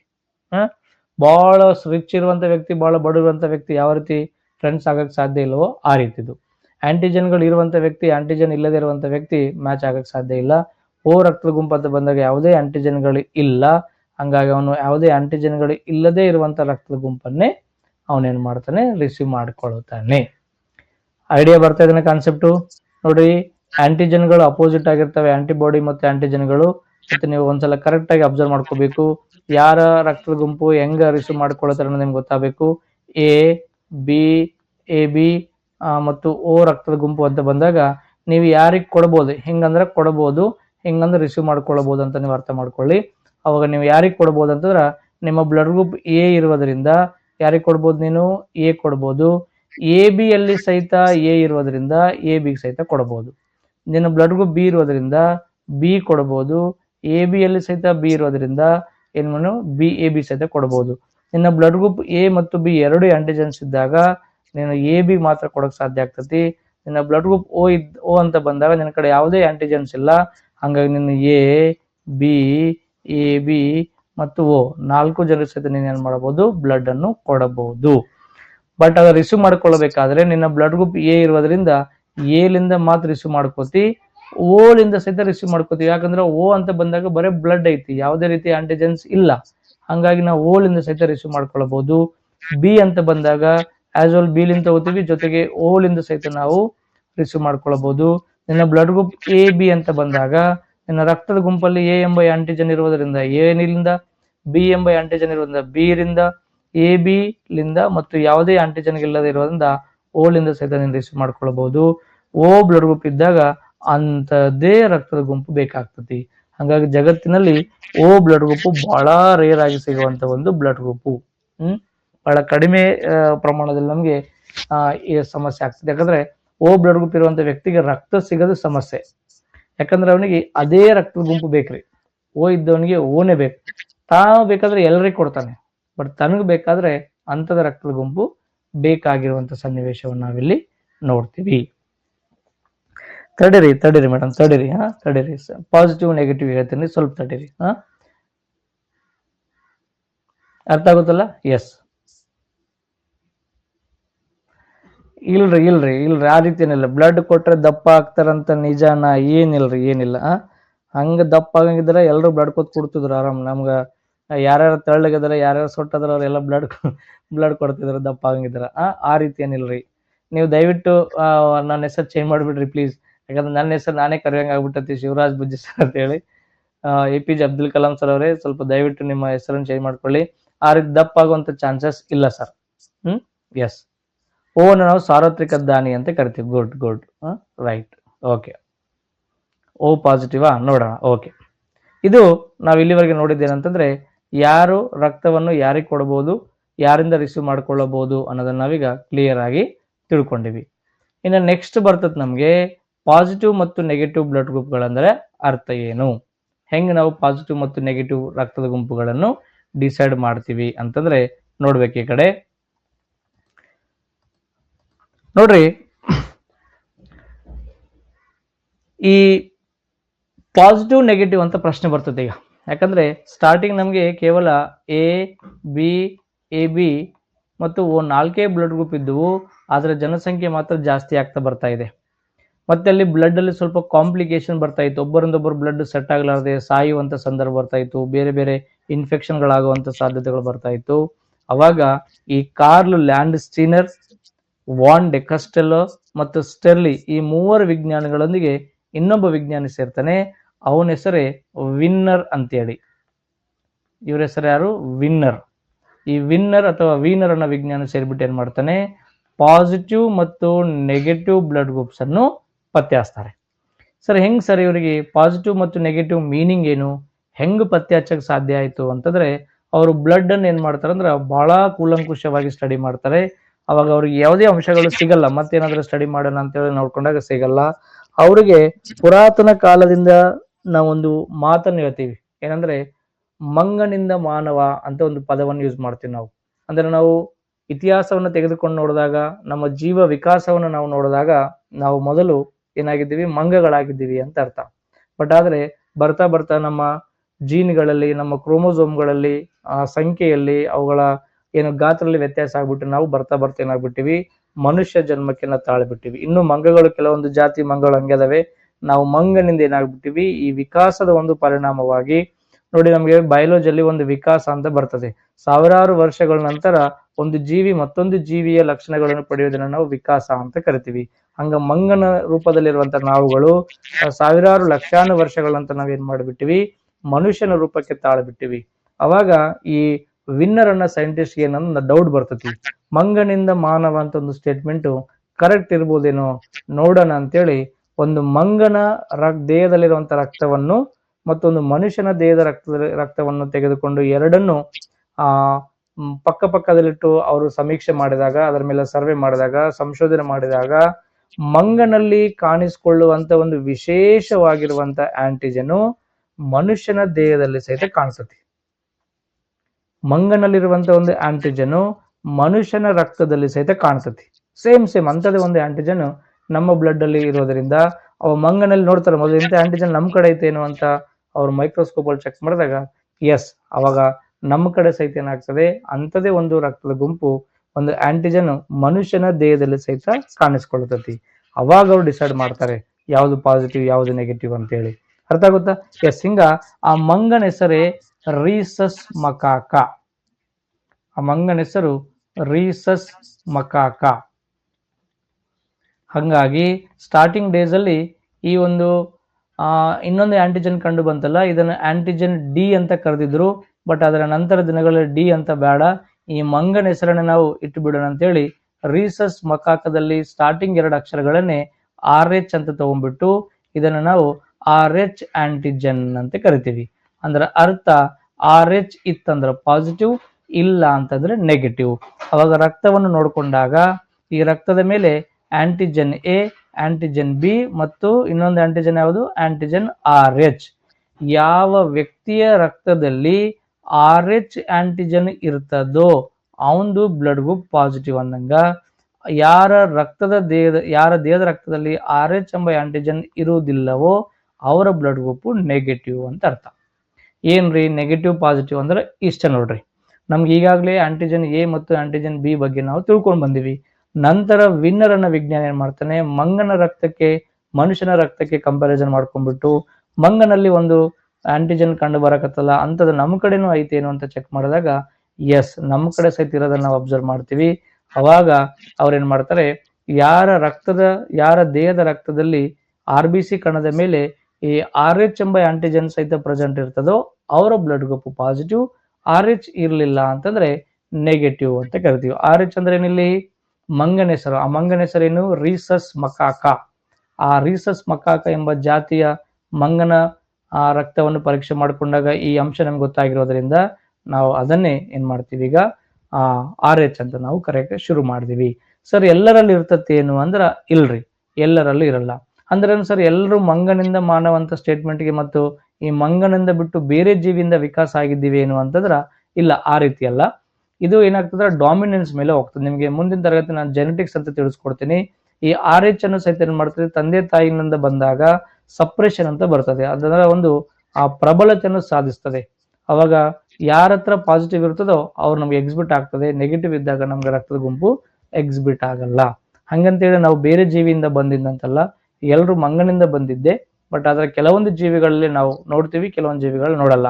ಬಟ್ ಕೆಲವೊಂದಲ್ಲ, ಬಟ್ ನಾವು ಸರ್ವೆ ಮಾಡ್ಕೊಂಡ ಗೊತ್ತಾಗ್ತತಿ 90% ಜಗತ್ತಿನಲ್ಲಿರುವಂತ ಒಟ್ಟು 100% ಜನರಲ್ಲಿ 90% ರಕ್ತದ ಗುಂಪು ಪಾಸಿಟಿವ್ ಆಗಿದೆ. ಕೇವಲ 10% ಮಾತ್ರ ನೆಗೆಟಿವ್ ಬ್ಲಡ್ ಗ್ರೂಪ್ ಇರೋದನ್ನ ನೋಡ್ತೀವಿ. ಹೆಂಗ್ ಸರ್ ಅಂತಂದ್ರೆ, ಒಟ್ಟಾರೆಯಾಗಿ ಜಗತ್ತಿನಲ್ಲಿ ಎಷ್ಟು ಜನ ಅದರಲ್ಲ ಅದರಲ್ಲಿ A positive, B positive, AB positive ಮತ್ತು O ಪಾಸಿಟಿವ್, ಈ ಪಾಸಿಟಿವ್ ಇರುವಂತ ಜನ 90% ಇದ್ದೀವಿ. ಕರ್ನಾಟಕದಲ್ಲಿ, ಇಂಡಿಯಾದಲ್ಲೆಲ್ಲ, ಜಗತ್ತಿನಲ್ಲಿ ಇನ್ನ A negative, B negative, AB negative ಮತ್ತು O ನೆಗೆಟಿವ್ ಇರುವಂತ ಜನ ಬಹಳ ಕಮ್ಮಿ. ಆದರೆ ಜಗತ್ತಿನಲ್ಲಿ ಇವರು ಕೇವಲ 10% ಮಾತ್ರ ನಮ್ಗೆ ಸಿಗ್ತಾರೆ. ನೀವೇ ಒಂದ್ಸಲ ವಿಚಾರ ಮಾಡ್ಕೊಳ್ಳಿ, ನಿಮ್ಮ ಮನೆಗೆ ಒಂದು 5 ಜನ ಇದ್ದೀವಿ ಅಂತಂದ್ರೆ ಎಲ್ಲೋ ಒಬ್ಬನ ಕಡೆಯಿಂದ ಮಾತ್ರ ನೆಗೆಟಿವ್ ಬ್ಲಡ್ ಗ್ರೂಪ್ ಇರ್ತೈತಿ. ಆಲ್ಮೋಸ್ಟ್ ಎಲ್ಲರೂ ಮನೆಯಲ್ಲಿ ಸಹಿತ ನಾವು ನೋಡ್ಕೊಂಡಾಗ ಪಾಸಿಟಿವ್ ಬ್ಲಡ್ ಗ್ರೂಪ್ ಇರೋದನ್ನೇ ನಾವು ನೋಡ್ತೀವಿ. ನೀವು ಇಲ್ಲಿ ಗ್ರೂಪ್ ಅಲ್ಲಿ ನಾವು ಚೆಕ್ ಮಾಡ್ಕೊಂಡಾಗ ಸಹಿತ ಸುಮಾರು ನಾವು ಪಾಸಿಟಿವ್ ಬ್ಲಡ್ ಗ್ರೂಪ್ ಇರೋದನ್ನೇ ಅಬ್ಸರ್ವ್ ಮಾಡ್ತೀವಿ. ಎಸ್, ಅಲೆಕ್ಸಾಂಡರ್ ವಿನ್ನರ್ ಅಥವಾ ವೀನರ್ ಅಂತ ಕರಿತೀವಿ ಮೇಡಮ್. ಕರೆಕ್ಟ್ ಲಲಿತಾ ಮೇಡಮ್ ಅವರೇ, ಎಕ್ಸಾಮ್ದಲ್ಲಿ ಬರಲ್ಲ ಕ್ವಶನ್, ಸುಮ್ಮನೆ ಅದ್ರ ಬಗ್ಗೆ ನಿಮ್ಗೆ ಮಾಹಿತಿ ಕೊಟ್ಟಿದ್ದೀನಿ, ನೋಡ್ಕೊಳ್ಳೋಣ. RH ಅಂದ್ರೆ ಗೊತ್ತಾಗುತ್ತಲ್ಲ, ಕೊಡೋದು ಉತ್ತಮ ಮೇಡಮ್. ಯಾಕೆ ಕೊಡೋದು ಉತ್ತಮ ಅನ್ನೋ ನೆಕ್ಸ್ಟ್ ಜಯಶ್ರೀ ಮೇಡಮ್ ಅವ್ರಿಗೆ ಹೇಳ್ತೀನಿ ನಾನು. 2 ಸಲ ಕೊಡಕ್ ಹೋಗ್ಬೇಡ್ರಿ ಅಷ್ಟೊಂದು, ಯಾಕಂದ್ರೆ ಈಗ ಫುಡ್ ಸರಿಯಾಗಿಲ್ಲ. ಏನೋ ವರ್ಷದಾಗ ಒಂದ್ಸಲ ಕೊಟ್ಟರೆ ನಡೀತೈತಿ, 2 ಸಲ ಕೊಡಕ್ ಹೋಗ್ಬೇಡ್ರಿ ಮುಂದೆ. Okay, A plus RH antigen ಅಂತ RH ಪಾಸಿಟಿವ್. ಕರೆಕ್ಟ್. ಈಗ ತಿಳಿಸ್ಕೊಡ್ತೀನಿ ನಿಮಗೆ. O ಗ್ರೂಪ್ ಅವರಿಗೆ ಆಂಟಿಜೆನ್ ಎಸ್ ಇರುವುದಿಲ್ಲ ಸರ್, ಅದು ಹೇಗೆ? ಆಂಟಿಜೆನ್ ಎಸ್ ಯಾವ್ದ್ರಿ? ಆಂಟಿಜೆನ್ಸ್ ಇರುವುದಿಲ್ಲನಾ? ಆಂಟಿಜೆನ್ಸ್ ಯಾವ್ದು ಇರುವುದಿಲ್ಲ ಅಂದ್ರೆ ಬ್ಲಡ್ ಗ್ರೂಪ್ಗೆ ಸಂಬಂಧಪಟ್ಟ ಆಂಟಿಜೆನ್ಸ್ ಮಾತ್ರ ಇರಲ್ಲ. ರೋಗಾಣುಗಳನ್ನು ಪತ್ತೆ ಹಚ್ಚುವಂತ ಇನ್ನು ಸುಮಾರು ಆಂಟಿಜೆನ್ಸ್ ಇದೆ ನಮ್ಮ ಬಾಡಿಯಲ್ಲಿ. ಇವರ ನಂತರ ಓ ಬ್ಲಡ್ ಗ್ರೂಪ್ ಇರುವಂತ ವ್ಯಕ್ತಿಗಳಿಗೆ ಎ ಮತ್ತು ಬಿ ಎರಡು ಆಂಟಿಜೆನ್ಸ್ ಇರಲ್ಲ. ಮತ್ತೆ ಹೆಂಗ ಅಂತ ಕೇಳ್ತಾರೆ, ಬರೀ ರಕ್ತದ ಗುಂಪಿಗೆ ಸಂಬಂಧಪಟ್ಟ ಆಂಟಿಜೆನ್ಸ್ ಮಾತ್ರ ಇಲ್ಲ ಗುರು ಅಲ್ಲಿ, ಬಟ್ ಮಿಕ್ಕಿದೆಲ್ಲ ಆಂಟಿಜೆನ್ಸ್ ಅದಾವೆ, ಅವೆಲ್ಲ ಫೈಟ್ ಮಾಡ್ತೇವೆ ನಮ್ಮ ಜೊತೆ. ಅದಕ್ಕೆ ಏನು ಸಂಬಂಧ ಇಲ್ಲ ನಮ್ಮ ಕಡೆ. ಎಸ್. ಈಗ ಒಟ್ಟಾರೆಯಾಗಿ ಒಂದು ರಕ್ತದ ಗುಂಪನ್ನು ಹೆಂಗ್ ಪತ್ತೆ ಹಚ್ತಾರ್ರಿ? ಒಟ್ಟಾರೆಯಾಗಿ ರಕ್ತದ ಗುಂಪು ಹೆಂಗ್ ಗೊತ್ತಾಗ್ತದೆ ನಮ್ಗೀಗ? ಓರಲ್ ಆಗಿ ಏನ್ ಮಾಡ್ತಾರೆ ಅಂತಂದ್ರೆ, ಅವಾಗ ಈ ರೀತಿ ಒಂದು ಗ್ಲಾಸ್ ಲೈಟ್ ತಗೊಂಡ್ಬಿಟ್ಟು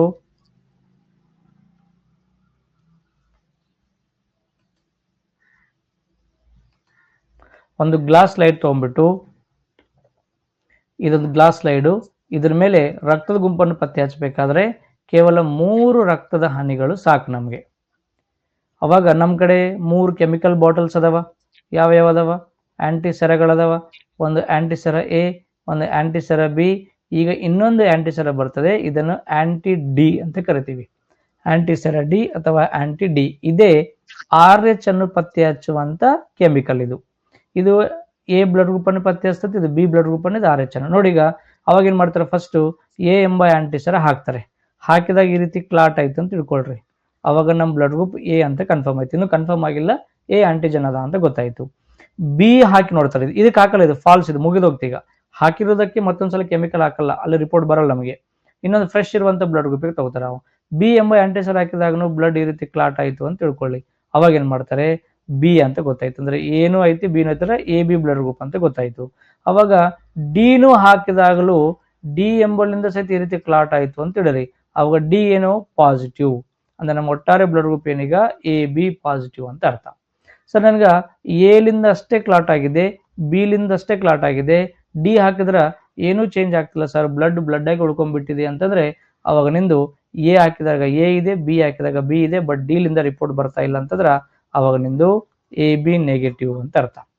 ಸರ್, ನನಗೆ ಈ 3 ಬ್ಲಡ್ ಸ್ಯಾಂಪಲ್ಗಳಲ್ಲಿ ಕೇವಲ ಎ ಲಿಂದ ಅಷ್ಟೇ ಬ್ಲಡ್ ಕ್ಲಾಟ್ ಆಗ್ತಾ ಇದೆ ರೀ. ಬಿ ಹಾಕಿದ್ರು ಏನು ಚೇಂಜ್ ಇಲ್ಲ, ಡಿ ಹಾಕಿದ್ರು ಏನು ಚೇಂಜಸ್ ಇಲ್ಲ, ಅಂದ್ರೆ ಎ ಹಾಕಿದಾಗ ಎ ಕ್ಲಾಟ್ ಆಯ್ತಾ ಅಂದ್ರೆ ಎ ಬ್ಲಡ್ ಗ್ರೂಪ್, ಬಿ ಇಲ್ಲ ಅಂದ್ರೆ ಬಿ ಇಲ್ಲ, ಡಿ ಲಿಂದನೂ ಇಲ್ಲ ಅಂತಂದ್ರ ಅವಾಗ ಎ ನೆಗೆಟಿವ್ ಅಂತ ಅರ್ಥ. ಸರ್, ನನಗೆ ಎ ಲಿಂದ ಮತ್ತು ಡಿ ಲಿಂದ ಅಷ್ಟೇ ಆಗ್ತಂದ್ರೆ ಎ ಲಿಂದ ಹಾಕಿದ್ರ ಎ, ಡಿ ಲಿಂದ ಹಾಕಿದ್ರೆ ಪಾಸಿಟಿವ್, ಎ ಪಾಸಿಟಿವ್ ಅಂತ ಅರ್ಥ. ಸೊ ಹಿಂಗ ಬಹಳ ಸಿಂಪಲ್ ಆಗಿ ಲ್ಯಾಬೊರೇಟರಿಗಳಲ್ಲಿ ವಿತಿನ್ 10 to 30 ಸೆಕೆಂಡ್ ಅಲ್ಲಿ ಏನ್ ಮಾಡ್ತಾರೆ, ನಿಮ್ಮ ರಕ್ತದ ಗುಂಪುಗಳನ್ನು ಈಸಿಯಾಗಿ ಚೆಕ್ ಮಾಡಿ ಕೊಡ್ತಾರೆ. ಇದಕ್ಕೆ ಮಿನಿಮಮ್ 200 ರೂಪಾಯಿ 300 ರೂಪಾಯಿ ಫೀಸ್ ಮಾಡ್ತಾರೆ. ಏನಿಲ್ಲ, ಒಂದೊಂದು ಡ್ರಾಪ್ ಹಾಕ್ಬಿಟ್ಟು ಈಸಿಯಾಗಿ ರಕ್ತದ ಗುಂಪುಗಳನ್ನ ನಾವೇನ್ ಮಾಡ್ಬೋದು, ಚೆಕ್ ಮಾಡಬಹುದು. ಐಡಿಯಾ ಬಂತ? ಸೊ ಈ ರೀತಿ ಏನ್ ಮಾಡ್ತಾರೆ, ರಕ್ತ ಗುಂಪುಗಳನ್ನು ಈಸಿಯಾಗಿ ನಮ್ಗೆ ಏನ್ ಮಾಡ್ಬೋದು, ನಾವು ಪತ್ತೆ ಹಚ್ಚಬಹುದು ಅಂತ ಅರ್ಥ ಆಯ್ತಾ? ಎಸ್. ಇನ್ನು ಈ ಪ್ರಶ್ನೆ ಬರ್ತತಿ, ಸರ್, ಈ ಪಾಸಿಟಿವ್ ಮತ್ತು ನೆಗೆಟಿವ್ ಇರುವಂತ ಬ್ಲಡ್ ಗ್ರೂಪ್ಗಳು ಯಾರು ಯಾರಿಗೆ ಕೊಡಬಹುದು? ಈಗ ನಾವು ಒಂದು ಸ್ಲೈಡ್ ನೋಡ್ಕೊಂಡ್ ಬಂದೀವಿ. ಎ ಬಿ ಓ ಇರುವಂತ ವ್ಯಕ್ತಿಗಳು ಎ ಇರುವಂತ ವ್ಯಕ್ತಿ ಯಾರಿಗೆ ಕೊಡಬಹುದು, ಯಾರಿಂದ ರಿಸೀವ್ ಮಾಡ್ಕೊಳ್ಳಬಹುದು ಅಂತ ಗೊತ್ತಾಗಿದೆ. ಬಟ್ ಅದ್ರ ಈಗ ನಮ್ಗೆ ನೆಕ್ಸ್ಟ್ ಪಾಸಿಟಿವ್ ನೆಗೆಟಿವ್ ಬಂದ್ಬಿಟ್ಟು ಈಗ ಮತ್ತೆ ನಮ್ಮ ಗುಂಪುಗಳು 4 ಬದಲಾಗಿ 8 ಗುಂಪುಗಳಾದವು ಈಗ. ಬಟ್ ಯಾರ ರಕ್ತದ ಗುಂಪು ಸಹಿತ ಪಾಸಿಟಿವ್ ನೆಗೆಟಿವ್ ಇರ್ಲಾರ್ದೆ ಓನ್ಲಿ ಗ್ರೂಪ್ ಇರಲ್ಲ. ಡೆಫಿನೆಟ್ಲಿ ಎ ಇತ್ತಂದ್ರೆ ಎ ಪಾಸಿಟಿವ್ ನೆಗೆಟಿವ್ ಅಂತ ಕರಿತೀವಿ, ಬಿ ಇತ್ತಂದ್ರೆ ಬಿ ಪಾಸಿಟಿವ್ ನೆಗೆಟಿವ್ ಅಂತ ನಾವು ಕೇಳ್ತೀವಿ. ಸೊ ಹಿಂಗ ಟೋಟಲ್ ಗುಂಪು ರಕ್ತದ ಗುಂಪುಗಳ ಬಗ್ಗೆ ಈಗ 8 ಬಂದ್ಬಿಡ್ತು. ಇವಾಗ ಒಂದು ಕಂಡೀಷನ್ ಇದೆ, ಈ ಕಂಡೀಷನ್ ನಿಮ್ಗೆ ಅರ್ಥ ಆಗಕ್ಕೆ ತುಂಬಾ ಟೈಮ್ ಹಿಡಿತದೆ. ಬಟ್ ಎಕ್ಸಾಮ್ದಲ್ಲಿ ಯಾವುದೇ ರೀತಿ ಇಂಪಾರ್ಟೆಂಟ್ ಏನಿಲ್ಲ, ನಿಮ್ಗೆ ಡೇ ಟು ಲೈಫ್ಗೆ ಅಷ್ಟೇ ಇಂಪಾರ್ಟೆಂಟ್ ಆಗ್ತತಿ. ತಿಳಿಸ್ಕೊಳ್ಳೋಂಥ ಪ್ರಯತ್ನ ಮಾಡ್ತೀನಿ, ಅರ್ಥ ಮಾಡ್ಕೊಳ್ಳೋಂಥ ಪ್ರಯತ್ನ ನೀವು ಮಾಡ್ರಿ. ನೋಡ್ರಿ, ಪಾಸಿಟಿವ್ ಇರುವಂತ ರಕ್ತದ ಗುಂಪು ವ್ಯಕ್ತಿ ಕೇಳ್ರಿ ಫಸ್ಟ್ ಕರೆಕ್ಟ್ ಆಗಿ. ಯಾವ ವ್ಯಕ್ತಿಯ ರಕ್ತದ ಗುಂಪು ಪಾಸಿಟಿವ್ ಆಗಿದೆನೋ, ಅಂದ್ರ A positive, B positive, A B positive, O positive, ಈ ರೀತಿ ಪಾಸಿಟಿವ್ ಇರುವಂತ ವ್ಯಕ್ತಿ ಏನ್ ಮಾಡ್ತಾನೆ ಅಂತಂದ್ರೆ, can only gives to RH positive blood group. ಅಂದ್ರೆ ಪಾಸಿಟಿವ್ ಇರುವಂತ ವ್ಯಕ್ತಿ ಕೇವಲ ಪಾಸಿಟಿವ್ ಬ್ಲಡ್ ಗ್ರೂಪ್ಗಳಿಗೆ ಮಾತ್ರ ಕೊಡ್ತಾನಂತೆ. ಅವನು ಯಾವುದೇ ಕಾರಣಕ್ಕೂ ನೆಗೆಟಿವ್ ಬ್ಲಡ್ ಗ್ರೂಪ್ಗೆ ಕೊಡಲ್ಲ. ಪಾಸಿಟಿವ್ ಇರುವಂತ ವ್ಯಕ್ತಿ ಕೇವಲ ಪಾಸಿಟಿವ್ ಇರುವವರಿಗೆ ಮಾತ್ರ ಕೊಡ್ತಾನೆ, ಯಾರಿಗೆ ಕೊಡಲ್ಲ, ನೆಗೆಟಿವ್ ದವರಿಗೆ ಕೊಡಲ್ಲ. But can receive both positive and negative. Positive ಇರುವಂತ ವ್ಯಕ್ತಿ ಪಾಸಿಟಿವ್ ಮಾತ್ರ ಕೊಡ್ತಾನೆ, ಆದ್ರ ಪಾಸಿಟಿವ್ ಲಿಂದ ನೆಗೆಟಿವ್ ಲಿಂದ ಇಬ್ಬರಿಂದ ಕೈತಿ ಏನ್ ಮಾಡ್ತಾನಂತ ಅವನು ರಿಸೀವ್ ಮಾಡ್ಕೊಳ್ತಾನಂತೆ. ನೋಡ್ರಿ ನಾ ಏನ್ ಹೇಳ್ತೀನಿ ಅಂತಂದ್ರೆ, ಇಮ್ಯಾಜಿನ್ ನಂದು ಎ ಪಾಸಿಟಿವ್ ಇದೆ ಅಂತ ತಿಳ್ಕೊಳ್ರಿ. ಅವಾಗ ನಾನು ಎ ಬ್ಲಡ್ ಗ್ರೂಪ್ ಇದ್ದ ಅಂತ ಬಂದಾಗ ಯಾರು ಕೊಡ್ಬೋದು ಅಂತೇಳಿ ನಾನು ಎ ಕೊಡ್ಬೋದು, ಎ ಬಿ ಕೊಡ್ಬೋದು ಅಂತ ಹೇಳಿನಿ. ನೆನಪೈತೆ ನಿಮ್ಗೆ? ಲಾಸ್ಟ್ ಸ್ಲೈಡ್ ಒಂದ್ಸಲ ನೀವು ಪೇಜಸ್ ಬರ್ದ್ಕೊಂಡಿದ್ದು ನೋಡ್ಕೊಳ್ಳಿ ಒಂದ್ಸಲ. ಎ ರಕ್ತದ ಗುಂಪು ಯಾರಿಗೆ ಕೊಡ್ಬೋದು? ಅವನು ಎ ಕೊಡ್ಬೋದು, ಎ ಬಿ ಕೊಡ್ಬೋದು. ನಂದು ಪಾಸಿಟಿವ್ ಇದೆ ಅಂತ ತಿಳ್ಕೊಳ್ಳಿ, ಅವಾಗ ನಾನು ಎ ಕೊಡ್ಬೇಕು ತಾನೆ, ಕೇವಲ ಎ ಪಾಸಿಟಿವ್ ಮಾತ್ರ ಕೊಡ್ತೀನಿ, ಎ ನೆಗೆಟಿವ್ ಕೊಡಕ್ ಬರಲ್ಲ. ನಂದು ಪಾಸಿಟಿವ್ ಇರೋದ್ರಿಂದ ಎ ಬಿ ಪಾಸಿಟಿವ್ ಮಾತ್ರ ಕೊಡ್ತೀನಿ, ಎ ಬಿ ನೆಗೆಟಿವ್ ಕೊಡಕ ಬರಲ್ಲ. ನಾ ಹೇಳಿದ ಅರ್ಥ ಆಗುತ್ತಲ್ಲ? ಪಾಸಿಟಿವ್ ರಕ್ತದ ಗುಂಪಿನ ವ್ಯಕ್ತಿಗಳು ಕೇವಲ ಪಾಸಿಟಿವ್ ಮಾತ್ರ ಕೊಡ್ತಾರೆ, ಆದರೆ ಪಾಸಿಟಿವ್ ಮತ್ತು ನೆಗೆಟಿವ್ ಇಬ್ಬರಿಂದ ಸಹಿತ ರಿಸೀವ್ ಮಾಡ್ಕೊಳ್ತಾನೆ. ಅರ್ಥ ಆಗುತ್ತಾ? ಹೌದಲ್ಲ? ಎಸ್. ಇನ್ನು ನೋಡಿ, ನೀವು ಇಲ್ಲಿ ಅಬ್ಸರ್ವ್ ಮಾಡ್ರಿ, ಎ ಪಾಸಿಟಿವ್ ಅಂತ ಬಂದಾಗ ಎ ಅಂತ ಬಂದಾಗ A positive, A B positive, B ಅಂತ ಬಂದಾಗ B positive, A B positive, A B ಅಂತ ಬಂದಾಗ A B positive, O positive ಅಂತ ಬಂದಾಗ ಓ ಈ ವ್ಯಕ್ತಿ ಯಾರ್ಯಾರು ಕೊಡ್ಬೋದಾಗಿತ್ತು? ಓ ಅಂತ ಬಂದಾಗ ಯಾರ್ಯಾರು ಕೊಡ್ಬೇಕಾಗಿತ್ತು? ಅವನು ಪಾಸಿಟಿವ್ ಬ್ಲಡ್ ಗ್ರೂಪ್ ಮಾತ್ರ ಮಾಡ್ತಾನೆ, ಕೊಡ್ತಾನೆ. ಎ ಬಿ ಮತ್ತು ನಾಲ್ಕು ರಕ್ತ ಗುಂಪಿಗೆ ಕೊಡ್ಬೋದಾಗಿತ್ತು, ಬಟ್ ಆದ್ರೆ ಕೇವಲ ಪಾಸಿಟಿವ್ ಗಾರಿಗೆ ಮಾತ್ರ ಮಾಡ್ತಾನೆ, ಕೊಡ್ತಾನೆ. ಬಟ್ ಆದ್ರೆ ಇವನೇ ರಿಸೀವ್ ಮಾಡ್ಕೋಬೇಕಾದ್ರೆ ಪಾಸಿಟಿವ್ ಮತ್ತು ನೆಗೆಟಿವ್ ಇಬ್ಬರಿಂದ ಸಹಿತ ರಿಸೀವ್ ಮಾಡ್ಕೊಳ್ಬಹುದು. ನೋಡ್ರಿ, ಒಬ್ಬ ವ್ಯಕ್ತಿ ಎ ಬ್ಲಡ್ ಗ್ರೂಪ್ ಇದ್ದಾಗ ಯಾರಿಂದ ತಗೊಳ್ಬಹುದು ಅಂತ ಹೇಳಿ ನಾನು ಎಲಿಂದ ತಗೋಬಹುದು, ಓಲಿಂದ ತಗೋಬಹುದು ಅಂತ ಹೇಳಿನಿ. ಎ ಅಂತ ಬಂದಾಗ ಈ ಒಂದು ಎ ನೆಗೆಟಿವ್ ಇದೆ ಅಂತ ತಿಳ್ಕೊಳ್ಳಿ, ಸಾರಿ ಎ ಪಾಸಿಟಿವ್ ಇದೆ ಅಂತ ತಿಳ್ಕೊಳ್ಳಿ. ಪಾಸಿಟಿವ್ ಇರುವಂತ ವ್ಯಕ್ತಿ ಎ ಪಾಸಿಟಿವ್ ಮತ್ತು ಎ ನೆಗೆಟಿವ್, ಓ ಪಾಸಿಟಿವ್ ಮತ್ತು ಓ ನೆಗೆಟಿವ್ ನಾಲ್ಕು ಗುಂಪುಗಳಿಂದ ಸಹಿತ ಏನ್ ಮಾಡಬಹುದು? ಅವರು ರಿಸೀವ್ ಮಾಡ್ಕೊಳ್ಳಬಹುದು. ಸೊ ಕಂಡೀಷನ್ ಅಪ್ಲೈ ಆಗ್ತಾ ಇದೆ. ಪಾಸಿಟಿವ್ ಇರುವಂತ ವ್ಯಕ್ತಿ ಓನ್ಲಿ ಪಾಸಿಟಿವ್ ಕೊಡ್ತಾನೆ, ಆದ್ರೆ ತಗೊಳ್ಳಬೇಕಾದ್ರೆ ಪಾಸಿಟಿವ್ ಮತ್ತು ನೆಗೆಟಿವ್ ಇಬ್ಬರಿಂದ ಸಹಿತ ತಗೊಳ್ತಾನೆ. ಬಟ್ ಅದು ಕಂಡೀಷನ್ ಅಪ್ಲೈ ಆಗ್ತದೆ. ಬಟ್ ಎ ಯಾರಿಗೆ ಕೊಡ್ತಾನೆ, ಯಾರಿಂದ ತಗೋತಾನೆ ಮೊದಲು ಗೊತ್ತಿರ್ಬೇಕು ನಮ್ಗೆ. ಎ ಯಾರಿಗೆ ಕೊಡ್ತಾನೆ? ಎ ಕೊಡ್ತಾನೆ, ಎ ಬಿ ಕೊಡ್ತಾನೆ. ಯಾರಿಂದ ತಗೋತಾನೆ? ಎಲಿಂದ ತಗೋತಾನೆ, ಓಲಿಂದ ತಗೋತಾನೆ. ಅವರಲ್ಲೇ ಪಾಸಿಟಿವ್ ನೆಗೆಟಿವ್ ಅಲ್ಲಿ ನಾವು ಡಿಸೈಡ್ ಮಾಡ್ಬೇಕಾಗ್ತದೆ. ಹಂಗ. ಇನ್ನು ನೆಗೆಟಿವ್ ಇರುವಂತ ವ್ಯಕ್ತಿಗೆ ಹೆಂಗಂದ್ರ ಪಾಸಿಟಿವ್ಗೆ ಅಪೋಸಿಟ್ ಐತೆ ನೋಡ್ರಿ. ಇದು ನೆಗೆಟಿವ್ ಇರುವಂತ ವ್ಯಕ್ತಿ can give both positive and negative. ಯಾರ ರಕ್ತದ antigen A negative, B negative, A B negative, O negative ಐತಲ್ರಿ, ಅವರು ಪಾಸಿಟಿವ್ ಮತ್ತು ನೆಗೆಟಿವ್ ಇಬ್ಬರಿಗೆ ಕೊಡ್ಬೋದಂತ. ಆದ್ರೆ can only receive RH negative blood group. So negative ಇದ್ದಾಗ ಅವನು ನೆಗೆಟಿವ್ ಲಿಂದ ರಿಸೀವ್ ಮಾಡ್ಕೋತಾನೆ ಅಷ್ಟೇ, ಕೊಡಬೇಕಾದ್ರೆ ಇಬ್ಬರಿಗೆ ಕೊಡ್ತಾನೆ. ಪಾಸಿಟಿವ್ ಇದ್ದಾಗ ಕೇವಲ ಪಾಸಿಟಿವ್ ಮಾತ್ರ ಕೊಡ್ತಾನೆ, ರಿಸೀವ್ ಮಾಡ್ಕೋಬೇಕಾದ್ರೆ ಇಬ್ಬರಿಂದ ರಿಸೀವ್ ಮಾಡ್ಕೋತಾನೆ. ಇಲ್ಲಿ ಪಾಸಿಟಿವ್ ಮತ್ತು ನೆಗೆಟಿವ್ಗಳು ಸ್ವಲ್ಪ ಉಲ್ಟಾ ಪಲ್ಟಾ ಕಾಣ್ತವೆ ನಮಗೆ, ಸ್ವಲ್ಪ ನೆನ್ಪಿಟ್ಕೊಳ್ಳೋಕೆ ಕಷ್ಟ ಆಗ್ತದೆ. ಒಂದ್ಸಲ ಕರೆಕ್ಟ್ ಆಗಿ ನೀವು ನೋಡ್ಕೊಳ್ಳಿ. ಈಗ ಎಕ್ಸಾಮ್ ನಲ್ಲಿ ಯಾವುದೇ ರೀತಿ ಕ್ವಶನ್ಸ್ ಇದ್ರ ಮೇಲೆ ಬರಲ್ಲ, ಬಟ್ ಆದ್ರೂ ಬಂತಂದ್ರೆ ಅಟ್ಲೀಸ್ಟ್ ನಿಮ್ಮ ಬ್ಲಡ್ ಗ್ರೂಪ್ ನೇಮ್ ನೆನಪಿದ್ದಾಗ ನಾ ಯಾರಿಗೆ ಕೊಡಬಹುದು, ಯಾರಿಂದ ರಿಸೀವ್ ಮಾಡ್ಕೊಳ್ಳಬಹುದು ಅನ್ನೋದು ನಿಮ್ಗೆ ಇಲ್ಲಿ ಕ್ಲಾರಿಟಿ ಬರ್ಬೇಕಾಗ್ತದೆ. ಯಾವುದೇ ರೀತಿ ಎಕ್ಸಾಮ್ ನಲ್ಲಿ ಕ್ವಶನ್ ನಿಮ್ಗೆ ಅಷ್ಟೊಂದು ಇದ್ರ ಮೇಲೆ ರೈಸ್ ಆಗಲ್ಲ. ಎಸ್, ಬಟ್ ಇದ್ರ ಮೇಲೆ ಕ್ವಶನ್ ರೈಸ್ ಆಗ್ತದೆ. ನಾವು ನೆಕ್ಸ್ಟ್ ಕಾನ್ಸೆಪ್ಟ್ ನೋಡ್ತೀವಿ, ಬ್ಲಡ್ ಡೊನೇಷನ್ ಅಂತ ನೋಡ್ತೀವಿ, ರಕ್ತದಾನ. ಸೊ ರಕ್ತ ಯಾರಿಗೆ ದಾನ ಮಾಡ್ತೀವಿ, ಯಾವಾಗ ಕಂಡೀಷನ್ಸ್ ಅಲ್ಲಿ, ಎಂತ ಕಂಡೀಷನ್ಸ್ ಅಲ್ಲಿ ನಾವು ರಕ್ತದಾನವನ್ನು ಮಾಡಬಹುದು ಅನ್ನೋದನ್ನೇ ಎಕ್ಸಾಮ್ ದಲ್ಲಿ ನಿಮ್ಗೆ ತುಂಬಾ ಬಾರಿ ಕೇಳ್ತಿರ್ತಾನೆ. ರಕ್ತದಾನ ಮಾಡ್ಬೇಕಾಗಿರುವಂತ ಕಂಡೀಷನ್ಸ್ ಏನು, ಎಂತ ಸಂದರ್ಭದಲ್ಲಿ ನೀವು ರಕ್ತದಾನ ಮಾಡಬಹುದು? ನೋಡ್ರಿ, ಆರಾಮಾಗಿ ಮನೆಯಾಗ ಮಕ್ಕೊಂಡಿರ್ತೀರಿ, ಯಾರೋ ಫ್ರೆಂಡ್ ಫೋನ್ ಮಾಡ್ತಾರೆ, ಮಗ ಸ್ವಲ್ಪ ಬ್ಲಡ್ ಬೇಕಾಗೈತಿ, ಬಂದು ಸ್ವಲ್ಪ ಕೊಡು ಅಂತಂದ್ರೆ ನೀನು ಕೊಡಕ್ ಅರ್ಹನಾಗಿದ್ದಿ ಅಥವಾ ಇಲ್ಲ ಅನ್ನೋದು ನಿನಗೆ ಗೊತ್ತಾಗಬೇಕು. ಬಂದೆ ತಡೆ ಅಂತೇಳಿ ಹೋಗಿ ಅಲ್ಲೋದ್ಮೇಲೆ ಡಾಕ್ಟರ್ ಕೈಲಿ ಬಯಸ್ಕೊಂಡು ಬರಬಾರ್ದು. ಹಂಗಾದ್ರೆ ಯಾವ ಕಂಡೀಷನ್ಸ್ ಇದ್ದಾಗ ನಾವು ಬ್ಲಡ್ ಕೊಡಬಹುದು? ಇವು ರಕ್ತವನ್ನು ದಾನ ಮಾಡುವಂತ ವ್ಯಕ್ತಿಯ ಷರತ್ತುಗಳಿವು. ರಕ್ತವನ್ನು ದಾನ ಮಾಡುವಂತ ವ್ಯಕ್ತಿಯ ಷರತ್ತುಗಳು. ರಕ್ತವನ್ನು ರಿಸೀವ್ ಮಾಡಿಕೊಳ್ಳುವಂತ ವ್ಯಕ್ತಿಗೆ ಯಾವುದೇ ಷರತ್ತಿಲ್ಲ, ಅವು ಎಂಥದೇ ಕಂಡೀಷನ್ ಆಗಿದ್ರು ರಕ್ತವನ್ನು ರಿಸೀವ್ ಮಾಡ್ಕೊಳ್ಳಬಹುದು. ಬಟ್ ರಕ್ತ ದಾನ ಮಾಡಬೇಕಾದ್ರೆ ನಮಗೂ ಕಂಡೀಷನ್ಸ್ ಅದಾವ. ಕಂಡೀಷನ್ ನಂಬರ್ 1 ಏನಂತಂದ್ರೆ ಬಾಡಿ ವೇಟ್ ಕಂಡೀಷನ್ ಆಗ್ತತಿ. ಇಲ್ಲಿ ಫೀಮೇಲ್ಸ್, ಹೆಣ್ಮಕ್ಳು ಕನಿಷ್ಠ ಆದ್ರೂ 45 kg ಆದ್ರೂ ಇರಬೇಕು, ಗಂಡು ಮಕ್ಕಳು ಕನಿಷ್ಠ ಆದ್ರೂ 50 kg ತೂಕವನ್ನು ಹೊಂದಿರಬೇಕು. ನಿಮ್ಮ ಮೈಯಲ್ಲಿ ಎಷ್ಟೇ ರಕ್ತ ಇದ್ರೂ ಸಹಿತ ನಿಮ್ಮ ದೇಹದ ತೂಕ 50 kg ಕಮ್ಮಿ ಇದ್ದಾಗ ನಿಮ್ಮ ಕಡೆಯಿಂದ ರಕ್ತವನ್ನು ತಗೊಂಗಿಲ್ಲ. ಹೆಣ್ಮಕ್ಳು ಅವ್ರಿಗೆ ರಕ್ತ ಬೇಕಾಗಿರ್ತತಿ, ನಾನು ಹೋಗಿ ರಕ್ತ ಕೊಡ್ತಿದ್ದ ನಡಿ ಮನೆಗಂತ ಡಾಕ್ಟರ್ ಹೋಗ್ಬೇಡ್ರಿ, ನೀವು ವೇಟ್ 45 kg ಗಿಂತ ನೀವು ರಕ್ತ ಕೊಡಕ್ಕೆ ಹೋಗ್ಬೇಡ್ರಿ, ನಿಮ್ಗೆ ರಕ್ತ ಬೇಕಾಗಿತ್ತಲ್ಲಿ. ಈವನ್ ಗಂಡು ಮಕ್ಕಳು ಸಹಿತ 50 kg ನೋಡಕ್ ತೆಳ್ಳಗಿರ್ತೀವಿ, ಗಾಳಿ ಬಂದ್ರೆ ಬಿಸ್ಕೊಂಡು ಹೋಗೋಂಗ್ ನಾವಿರ್ತೀವಿ, ನಾವು ರಕ್ತ ಕೊಡಕ್ ಬರಲ್ರಿ. ಮಿನಿಮಮ್ ಬಾಡಿ ವೇಟ್ ನಮ್ಗೆ ಇಂಪಾರ್ಟೆಂಟ್ ಆಗ್ತತಿ. ಸೆಕೆಂಡ್ ಕಂಡೀಷನ್ ನಮ್ಗೆ ಕೇಳ್ತಾನೆ, ಹಿಮೋಗ್ಲೋಬಿನ್ ಲೆವೆಲ್ಸ್ ಇಂಪಾರ್ಟೆಂಟ್ ಆಗ್ತದೆ. HB ನಿನ್ನೆ ಕ್ಲಾಸ್ ಹೇಳಿನಿ. ಫಿಮೇಲ್ ಅಂತ ಬಂದಾಗ 11 to 13%, ಮೇಲ್ ಅಂತ ಬಂದಾಗ 13-17% ಒಳಗಡೆ ನಮಗೆ HB ಲೆವೆಲ್ಸ್ ಇರಬೇಕಾಗ್ತತಿ. ಅದಕ್ಕಿಂತ ಕಮ್ಮಿ ಇದ್ದಾಗಲೂ ಸಹಿತ ನಮಗೆ ರಕ್ತವನ್ನು ತಗೊಂಗಿಲ್ಲ. ನೀವು ರಕ್ತವನ್ನು ದಾನ ಮಾಡಬೇಕಾದ್ರೆ ಮೊದಲು ನಿಮ್ಮ ರಕ್ತ ಚೆಕ್ ಮಾಡ್ತಾರೆ ಅವರು. ನಿಮ್ಮ ರಕ್ತವನ್ನು ಚೆಕ್ ಮಾಡ್ತಾರೆ, ಟೆಸ್ಟ್ ಮಾಡ್ತಾರೆ, ರಕ್ತ ಏನೈತಿ ಏನು ಸುದ್ದಿ ಅಂತ ಹೇಳಿ ಎಲ್ಲ ಕಂಡೀಷನ್ಸ್ ಇದ್ದಾಗ ಮಾತ್ರ ನಿಮಗೆ ರಕ್ತವನ್ನು ರಿಸೀವ್ ಮಾಡ್ಕೊಳ್ತಾರೆ. ಇನ್ನು ಥರ್ಡ್ ಕಂಡೀಷನ್ ನಾವು ನೋಡ್ಕೊಂಡಾಗ ಸಾಮಾನ್ಯವಾಗಿ ಮನುಷ್ಯನಿಗೆ ಯಾವುದೇ ರೀತಿಯಾಗಿರುವಂತ ಭಯಾನಕ ರೋಗಗಳು ಇರಬಾರದು. ಭಯಾನಕ ರೋಗಗಳಿದ್ದಾಗ ರಕ್ತವನ್ನು ತೆಗೆದುಕೊಳ್ಳಕ್ ಬರಲ್ಲ. ಏಡ್ಸ್, ಕೊರೋನಾ, ಪೋಲಿಯೋ, ರೆಬೀಸ್ ಇಂಥವೇನಾದ್ರು ರೋಗಗಳಿದ್ ನಿಮ್ಮ ಬಾಡಿಗಿತ್ತು ಅಂದರೆ ಅವು ನಿಮ್ಮ ಕಡೆ ರಕ್ತವನ್ನು ಏನು ಮಾಡಲ್ಲ, ರಿಸೀವ್ ಮಾಡ್ಕೊಳ್ಳಕ್ ಆಗಲ್ಲ. Most important. ಇನ್ನು ಮತ್ತೆ ಕಂಡೀಷನ್ಸ್ ಏನು ಅಪ್ಲೈ ಆಗ್ತವೆ ಸರ್ ಅಂತಂದ್ರೆ, ಸಾಮಾನ್ಯವಾಗಿ ಈ ರಕ್ತವನ್ನು ಕೊಡಬೇಕಾಗಿತ್ತಂದ್ರೆ ಆಲ್ಕೋಹಾಲ್ ಕುಡಿದಾಗ, ಆಲ್ಕೋಹಾಲ್ಗಳನ್ನು ಸೇವನೆ ಮಾಡಿದಾಗ 24 ಗಂಟೆಗಳ ನಂತರ ರಕ್ತವನ್ನು ನಾವು ಕೊಡಕ್ಕೆ ಅರ್ಹರಾಗಿರ್ತೀವಿ. ಈಗ ಏನಾದರೂ ಆಲ್ಕೋಹಾಲ್ ತಗೊಂಡು ನಾನು ಕುಡಿದು ಬಿಟ್ಟಿನಿ ಅಂತಂದ್ರೆ ನಾಳೆ ಈ ಟೈಮ್ ಆದ ನಂತರ ನಾವು ರಕ್ತವನ್ನು ದಾನ ಮಾಡಬೇಕು. ಯಾಕಂದ್ರೆ 24 ಗಂಟೆ ಒಳಗೆ ನಮ್ಮ ರಕ್ತದಲ್ಲಿ ಆಲ್ಕೋಹಾಲ್ ಪರ್ಸೆಂಟೇಜ್ ಇರೋದ್ರಿಂದ ನಾವು ಮತ್ತೊಬ್ಬರಿಗೆ ರಕ್ತವನ್ನು ಕೊಡಕ್ಕೆ ನಾವು ಅರ್ಹರಲ್ಲ. ಹಂಗಾಗಿ ಆಲ್ಕೋಹಾಲ್ ಸೇವನೆ ಮಾಡಿದಾಗ 24 ಗಂಟೆ ನಂತರ ನಾವು ಎಲಿಜಿಬಲ್ ಆಗ್ತೀವಿ. ಇನ್ನು ಕೆಲವೊಬ್ಬರಿಗೆ ಸ್ಮೋಕಿಂಗ್ ಮಾಡುವಂತ ಚಟ ಇರ್ತತಿ. ಧೂಮಪಾನವನ್ನು ಸ್ಮೋಕಿಂಗ್ ಮಾಡಿದಾಗ 4 ಗಂಟೆಗಳ ನಂತರ ನಾವು ರಕ್ತವನ್ನು ದಾನ ಮಾಡಬೇಕು. ಡಾಕ್ಟರ್ ಕೇಳ್ತಾನೆ ಏನಾದ್ರೆ ಕೇಳ್ತಾರ್ರಿ, ಗೊತ್ತಾಗ್ತತಿ ನಿಮ್ಮ ಬಾಯಿ, ನಿಮ್ಮ ಹಲ್ಲು, ನಿಮ್ಮ ಸ್ಮೆಲ್ ನೋಡ್ಬಿಟ್ಟು ಡಾಕ್ಟರ್ ಹೊಡೆದೇನು ದಮ್ ಅಂತ ಕೇಳ್ತಾನೆ. ಹೂರಿ ಅಂತಂದ್ರೆ ನಡಿ ಆ ಕಡೆ ಒಂದು 4 ತಾಸು ಬಿಟ್ಟು ಬಾ ಅಂತ ಹೇಳ್ತಾನೆ ಡಾಕ್ಟರ್ ಅಲ್ಲಿ. ಅಂತ ಸಂದರ್ಭದಲ್ಲಿ ನಾವೇನಂದ್ರೆ 4 ಗಂಟೆ ನಂತರ ನಾವೇನು ರಕ್ತವನ್ನು ದಾನ ಮಾಡಕ್ಕೆ ನಾವು ಏಬಲ್ ಆಗ್ತೀವಿ. ಇನ್ನು ಕೆಲವೊಂದು ಕಂಡೀಷನ್ ಅಂತಂದ್ರೆ, ಒಬ್ಬ ವ್ಯಕ್ತಿ ಮೈ ಮೇಲೆ ಟ್ಯಾಟೂಗಳನ್ನು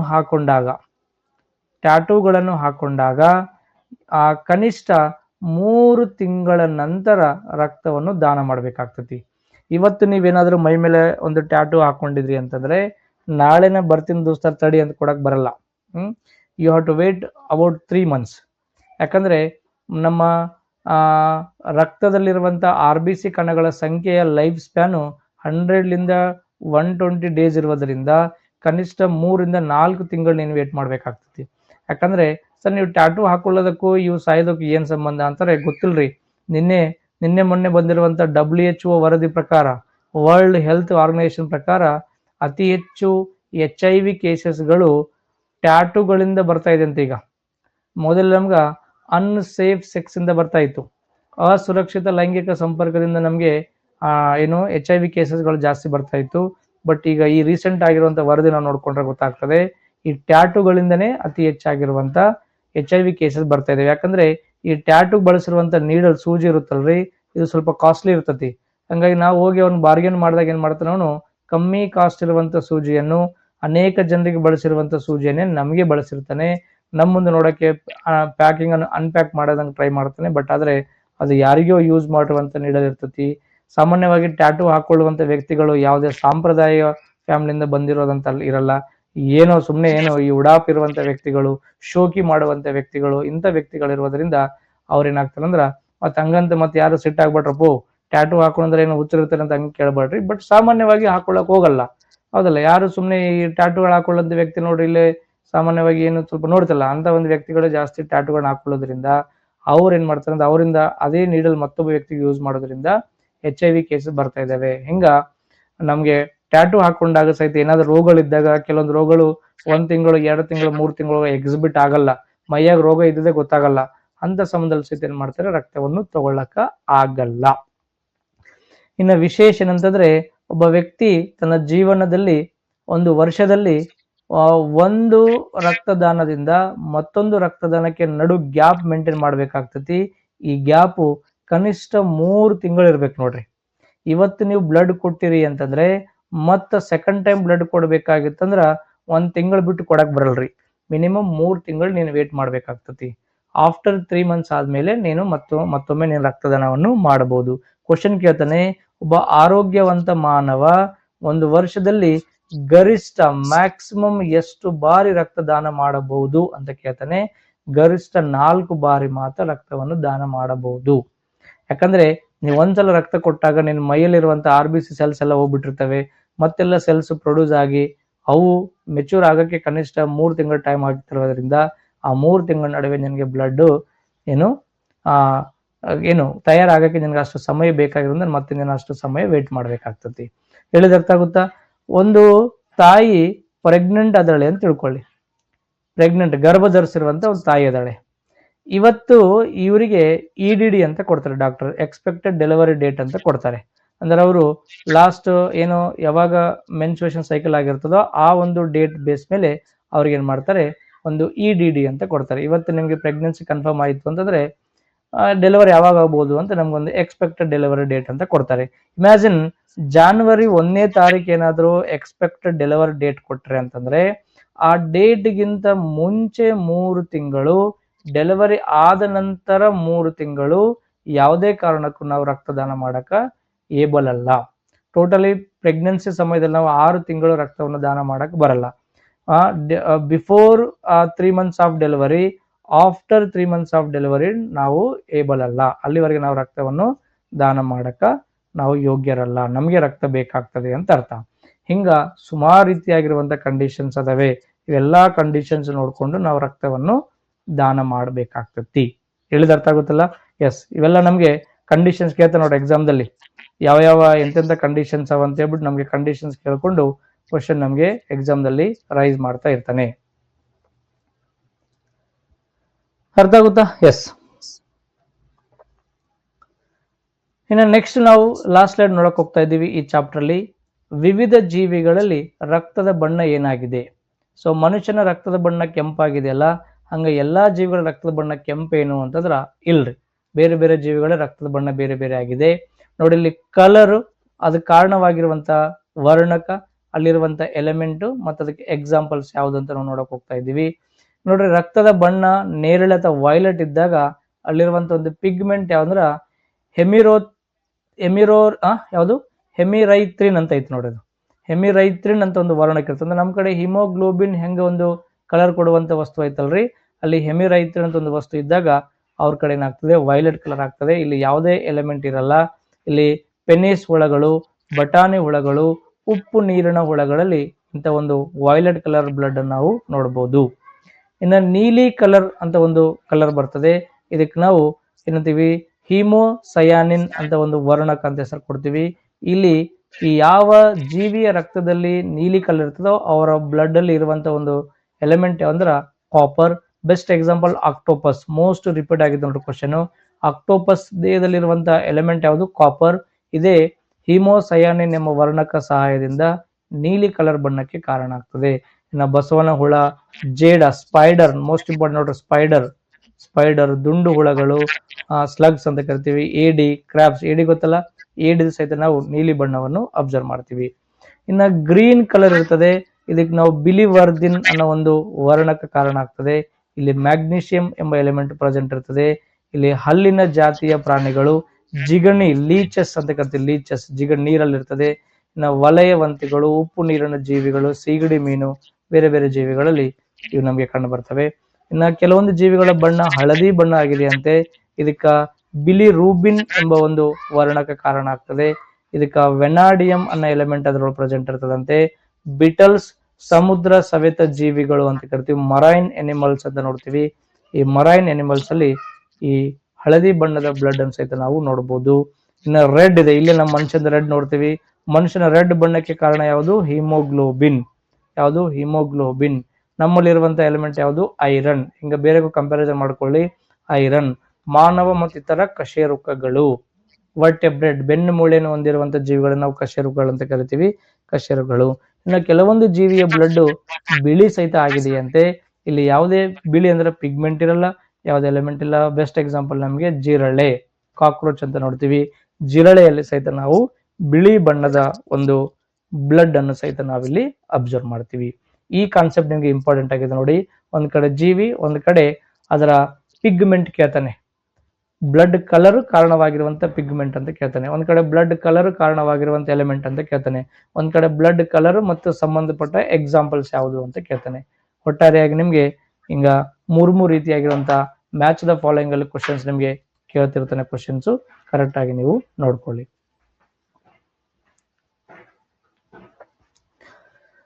ಅರ್ಥ ಆಗುತ್ತಾ? ಇಷ್ಟು ಬ್ಲಡ್ ಮೇಲೆ ಕೇಳುವಂತ ಪ್ರಮುಖ ಪ್ರಶ್ನೆಗಳು. ಕರೆಕ್ಟ್ ಆಗಿ ನೀವು ಫಾಲೋ ಅಪ್ ಮಾಡಿ. ಏನು ಕೇಳ್ತಾರೆ, ಲಕ್ಷ್ಮೀ ಪಾಟೀಲ್ ಮೇಡಮ್ ಕೇಳ್ತಾರೆ, sir one of my colleague weight is 42 kg but her H B level is 12.5 is it happens. ಹೌದ್ರಿ, ಎಚ್ ಬಿ ಲೆವೆಲ್ಗೆ ಬಾಡಿ ವೇಟ್ಗೆ ಸಂಬಂಧ ಇಲ್ಲ ಮೇಡಮ್. ಎಚ್ ಬಿ ಲೆವೆಲ್ ಅನ್ನೋದು ನಾವು ತಿನ್ನುವಂಥ ಇಂಟೇಕ್ ಮೇಲೆ ಇರ್ತತಿ. ನಾವು ಏನು ಹಿಮೋಗ್ಲೋಬಿನ್ ಅದು ಐರನ್ ಮೇಲೆ ಡಿಪೆಂಡ್ ಆಗ್ತತಿ. ಐರನ್ ಅನ್ನೋದು ನಮಗೆ ಇಂಪಾರ್ಟೆಂಟ್ ಆಗ್ತದೆ. ಐರನ್ ಮೇಲೆ ಎಚ್ ಬಿ ಲೆವೆಲ್ ಡಿಪೆಂಡ್ ಆಗ್ತತಿ. ನೋಡ್ರಿ, ಫಿಸಿಕ್ಸ್ PDF ನೋಟ್ಸ್ ಇನ್ನೊಮ್ಮೆ ಗ್ರೂಪ್ಸ್ಗೆ ಹಾಕಿ ಸರ್.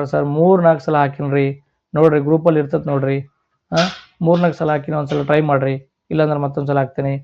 ಸ್ವಾತಿ ಮೇಡಮ್ ಕೇಳ್ತಾರೆ, ಮಕ್ಕಳಿಗೆ ತಂದೆ ತಾಯಿಯವರ ಬ್ಲಡ್ ಗ್ರೂಪ್ ಬರುತ್ತಾ? ಹೌದ್ರಿ, ಮಕ್ಕಳಿಗೆ ತಂದೆ ತಾಯಿ ಬ್ಲಡ್ ಗ್ರೂಪ್, ತಂದೆ ಅಥವಾ ತಾಯಿಯಲ್ಲಿರುವಂತ ಯಾವ್ದಾದ್ರು ಒಂದು ಬ್ಲಡ್ ಗ್ರೂಪ್ ಬರ್ತತಿ. ಅದು ಡಾಮಿನೆನ್ಸ್ ಮೇಲೆ ಹೋಗ್ತತಿ. ಡಾಮಿನೆನ್ಸ್ ಮೇಲೆ ಹೋಗ್ತತಿ. ದಂಪತಿಗಳಲ್ಲಿ ಇಬ್ಬರ ರಕ್ತದ ಗುಂಪು ಒಂದೇ ಆಗಿದ್ದರೆ ಸಮಸ್ಯೆನಾ? ಇಲ್ಲ ಮೇಡಮ್, ಆ ರೀತಿ ಸಮಸ್ಯೆ ಏನಿಲ್ಲ. ಬಟ್ ಆದರೆ ಅವರಲ್ಲಿರುವಂಥ ಆಂಟಿಜನ್ಗಳ ಮೇಲೆ, ಅವರಲ್ಲಿರುವಂಥ ಆಂಟಿಬಾಡಿಗಳ ಮೇಲೆ ಸ್ವಲ್ಪ ಡಿಫ್ರೆನ್ಸ್ ಆಗ್ತತಿ. ಬಟ್ ಮ್ಯಾಕ್ಸಿಮಮ್ ಟೈಮಲ್ಲಿ ಯಾವುದೇ ರೀತಿಯ ಸಮಸ್ಯೆಗಳು ಇಲ್ಲ.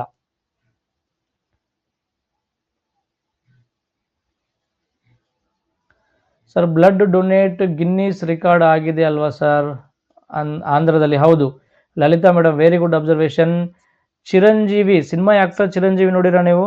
ತೆಲುಗು ಮೆಗಾಸ್ಟಾರ್ ಚಿರಂಜೀವಿ ಒಂದು ಚಿರು ಅಂತೇಳಿ ಒಂದು ಬ್ಲಡ್ ಬ್ಯಾಂಕ್ ಇದೆ ಹೈದರಾಬಾದಲ್ಲಿ.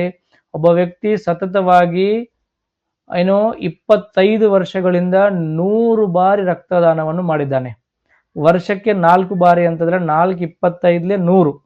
ಸೊ ಆ ವ್ಯಕ್ತಿ 100 ಬಾರಿ ಸತತವಾಗಿ ರಕ್ತದಾನವನ್ನು ಮಾಡಿರೋದು ಜಗತ್ತಿನಲ್ಲಿ ವರ್ಲ್ಡ್ ರೆಕಾರ್ಡ್, ಗಿನ್ನಿಸ್ ರೆಕಾರ್ಡ್ ಆಗಿದೆ. Correct Lalitha madam. ಇದು ಆಗಿದ್ದು ಹೈದರಾಬಾದಿನ ಅಂದ್ರೆ ಚಿರಂಜೀವಿ ಮೆಡಿಕಲ್ ಮೆಗಾಸ್ಟಾರ್ ಆಕ್ಟರ್ ಅದಲ್ಲ, ಅವನದೇ ಒಂದು ಬ್ಲಡ್ ಬ್ಯಾಂಕ್ ಇದೆ ಅಲ್ಲಿ ಐ ಬ್ಯಾಂಕ್ ಮತ್ತು ಬ್ಲಡ್ ಬ್ಯಾಂಕ್ ಎರಡು ಅದಾವೆ. ಆ ಬ್ಲಡ್ ಬ್ಯಾಂಕ್ ಅಲ್ಲಿ ಒಬ್ಬ ವ್ಯಕ್ತಿ, ಅವರ ಅಭಿಮಾನಿ ವರ್ಷಕ್ಕೆ 4 ಬಾರಿ ಕಂಟಿನ್ಯೂಸ್ ಆಗಿ ಒಂದ್ಸಲ ತಪ್ಪಲಾರದೆ 25 ವರ್ಷಗಳಿಂದ ರಕ್ತವನ್ನು ದಾನ ಮಾಡಿ ಗಿನ್ನಿಸ್ ರೆಕಾರ್ಡ್ ಮಾಡಿದ್ದಾನೆ. Correct, right. ಇಷ್ಟು ರಕ್ತದ ಮೇಲೆ ಕೇಳುವಂತ ಪ್ರಮುಖ ಕ್ವಶನ್ಸ್ ಕರೆಕ್ಟ್ ಆಗಿ ನೀವು ನೋಡ್ಕೊಳ್ಳಿ. ನಾಳೆ ಮತ್ತೊಂದು ಟಾಪಿಕ್ ಜೊತೆ ನಿಮ್ಮ ಮುಂದೆ ಬರ್ತೀನಿ. Thank you.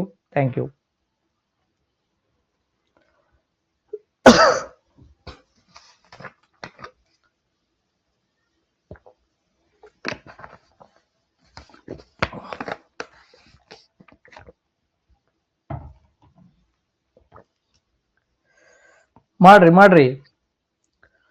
APJ Abdul Kalam sir, ನೀವು ರೆಕಾರ್ಡ್ ಮಾಡ್ರಿ. 24 ಏಜ್ ಅಂದ್ರೆ ನೀವು ಆರಾಮ್ ಇನ್ನೊಂದು 20 ವರ್ಷ ಕೊಟ್ಟಂದ್ರೆ ನೀವು ರೆಕಾರ್ಡ್ ಮಾಡ್ತೀವಿ ನೋಡ್ರಿ.